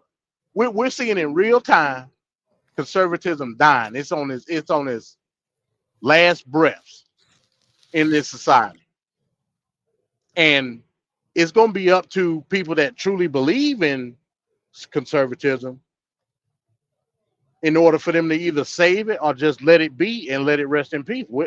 That's yet to be seen. 2024 is going to be a hell of a year. That's all I know. Definitely agree with that one. All right, so we're going to come to the point where we're going to give our final sign-offs. So we're going to start with Mr. Straight Talk. So your sign off. Yeah, let me go ahead and close out so I can get out of here. Great show tonight. Everybody in the panel, everybody in the chat. I just say just keep doing your thing, man. Just keep doing your thing, and keep telling the truth. I mean, it is what it is. Even though the show's being censored, the show's being suppressed, you haven't let it mess you up as far as the quality of the show. So that I really do appreciate that. I do want to make sure and tell everybody, if you haven't had a chance last night, to go check out the tribute show to Fish. Just a trip down memory lane, basically. So please be sure to check that out. Also check out Man Talk Monday from yesterday. We debuted Mike's top 10 list. Just phenomenal. And the last thing I will say before I go, we do have Wrestling with Reality tomorrow. I'm thinking I'm gonna start it at 6:30 because I literally only got 10 slides. We're literally just going over the card for this Saturday and one story, and that's it. So I do, but this and you're gonna wake up, huh? You're gonna wake up in the morning? Yeah, I'll be up to watch it. Okay. Oh, you gonna watch it live? Yeah. Oh wow. Hell, I'm not. Because I got something going on that night. That's why I was so happy. I hated when I saw it say 5 a.m., but I was also happy that it was coming on where I'd be up to watch it, because we got to go somewhere later on that day. So that was good. What press conference, Donnie? So they're talking about the Rock and Cody and the slap, probably. See, the thing is, which was horrible. That's already gone. Embarrassing. I had a whole spiel for that, but so many other things have happened. But I just want to say one thing about that, though. That was horrible, but I like the idea of it. I wish, like, every WrestleMania they would have that. Like, have a press conference just like that leading up to hype up and, get people excited for what the WrestleMania main event will be. Just because they didn't do it right this time around doesn't mean they shouldn't do it again. I'm not going down that alley with you. Okay, I didn't know that was a point of contention. Oh my God. I'm not going down that road with you. But like I was saying, I know you work on Wednesdays now, so definitely for this day in wrestling history, I need you to be there. So, because what it is, your memory gonna have to lead that, because I cannot remember it. I just cannot remember it, but it's so important. I just can't remember it. For some reason, I don't remember watching that. And then we got the card Saturday, which is only 4 matches. So tomorrow night's wrestling show shouldn't be long at all. So I'm gonna just go ahead and start it at 6:30. Give everybody a chance to settle in. I know, me and MD could rock it until you get there, because I know the story that I'm going to ask him about at the beginning is probably going to take a while, until you get there. And then the last thing I do have to say is signed, sealed, and delivered. It was made official last night. March 25th. Oh boy. You have the great debate. The political prophet amongst men, MD, will be taking on the El Capitan, Captain Manosphere himself, Wayne. And the topic of that debate is, does the Black Manosphere derive from the incel community? It will be moderated by yours truly, but that debate will take place March 25th. It will be the first non-biblical debate that I do on this channel. These two have been chomping at the bit, so it is signed, sealed, and delivered. It is going down. check out Man Talk Monday last night. They got into it a little bit on what we a preview of what we were going to see. Wayne is ready, MD is ready, so it's going to be a good one. Hey, I can't wait for this one. That's all I'm saying. It will be the Man Talk Monday show that week. Are you gonna March are you 25th gonna have Monday. are you gonna have more debates that are not biblical, or is this a one-off? Hey, whoever want to debate, they could just hit me up and they could debate. That's all I'm gonna say. That's all I'm gonna say. Can't wait, man. I can't wait. Whoever want to debate, just hit me up. But these two been going at it. These two been going at it for so long. So we finally made it official last night. So there you go. But I did want to make that official before we got off of here. That's how I was working on that in the background. So that is going on. But again, great show, fellas. I'm out of here. I'll see y'all tomorrow, Wrestling with Reality. And then we have a debate this Thursday. The first debate of a two-parter for Stacey Mobley versus Jeremy Dunbar. So that will be taking place this Thursday at 6 p.m. Eastern. So hey, I'm out of here. Trevor, you want to answer that? He's asked it twice. When is St. Louis returning to the society? Just stay tuned to the channel. That's all I got to say. Just stay tuned. Okay. Just stay tuned to the channel. All right, fellas. I'm out of here. All right. Peace, man. Peace. Peace, Trevor. All right, Ricardo, your final sign off. Great show. Quite a lot has happened in the past week or two.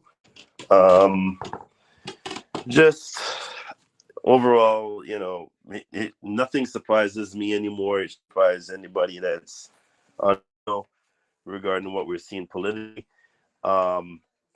Again, I think we're becoming desensitized to a number of things, but at the same length and breath, because we're so fickle as a society, we're more likely going to forget some things or remember some things. I always remember some things as we go along, but great show. TFP will accelerate as we go along. I'm sure we'll gain more traction. It's just that we're so outspoken as a group that probably, Google can't stand us for the sake of us being who we are. But as Black men, I feel the need that we need to say this. We are very versed in politics. We're very versed in current affairs. We're versed in sports and entertainment. We're versed in culture. So, take it or leave it. Whether or not you want to accept it or not accept it, Black people can be multi diverse in many aspects when it comes to certain things. So Google, give our credit when it's due. And Tape Fist Politics, I look forward to seeing great progressions from all of us going forward. So with that, for night, MD, let's hope it works out, man, because I hate you being stuck on the road. And Van Cat, great job on the show, and and my condolences to you and your family regarding your brother, and we're here for you. So peace. Appreciate that, Ricardo. Appreciate that. All right, MD, final sign off. Yeah, great show as always. You know what I'm saying? We put in the work over here at TFP. Apologize for not having the full participation. I'm on the side of the road. This look like where I'm gonna be at for tonight. So you know what I'm saying? I'm getting settled in, and I'll see y'all tomorrow, Wrestling with Reality, and see y'all next week for another edition of Tape Fist Politics. Hey, let me say this, Bankhead. Yep. I appreciate you having the strength, having the integrity from a family aspect, putting together this catalog for your brother. I listened to that song, I See the Light, like 10 times straight last night. Like I said, again, I'm a a person that enjoys good music, that's some good music. So I'm glad that you put that in my life as far as giving me a catalog to rock out to as I drive down these roads, because he fired. So shout out to you. Shout out to what you did. And it brings him a voice to everybody else. So I say that on a personal note. But other than that, I'll see y'all tomorrow. All right. Thank you. Thank you so much, MD. Appreciate that. I'd like to thank the entire Straight Talk Society, the world's most dangerous panel, Ricardo, MD, Mike, Trevor, everyone that was in the chat, Donnie. First time I've seen Donnie, but thanks for being in the chat. Of course, Tequila. Hope everything's well. Dr. Mia, of course. Wish everything well. Everyone else, of course, Bones, Zay, Wayne. We appreciate everybody for coming out and supporting. Next week's show is going to be the politics of religion. And that's the show that we've been waiting for, and can't wait to get on that one next week. So we'll see. Yeah, Definitely gonna need Trail front and center for that one. Yeah, Trail better show up for that show. It's gonna be very lit. I'll give you that. Yeah, that's gonna be. We're gonna have to compel Trail in the name of the Holy Spirit to cut his beard off. Let's see if we can do it. Speaking of that.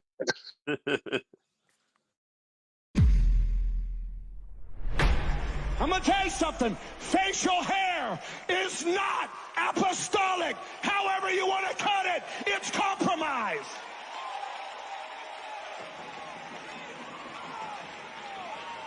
I don't care if your leader says you can wear a beard, honey. Beard's nothing more than pride. You're not going to be dipped in Holy Ghost oil and run around looking like the world.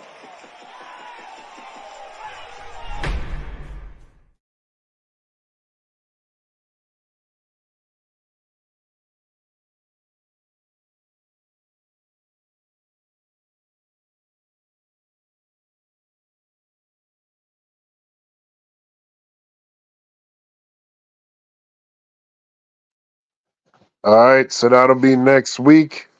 The politics of religion.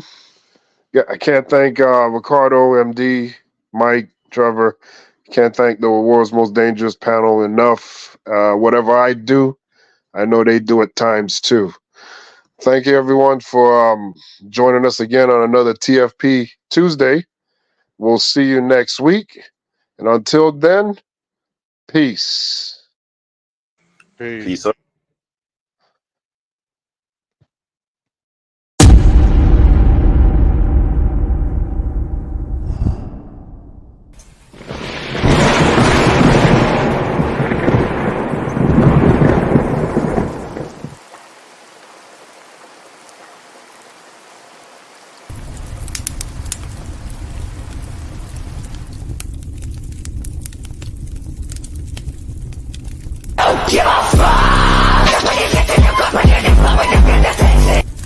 She just said a terrible thing. You know what she said? Shout it out, because I don't want to. Okay, you're not allowed to say, and I never expect to hear that from you again. She said, I never expect to hear that from you again. She said he's. That's terrible. Terrible.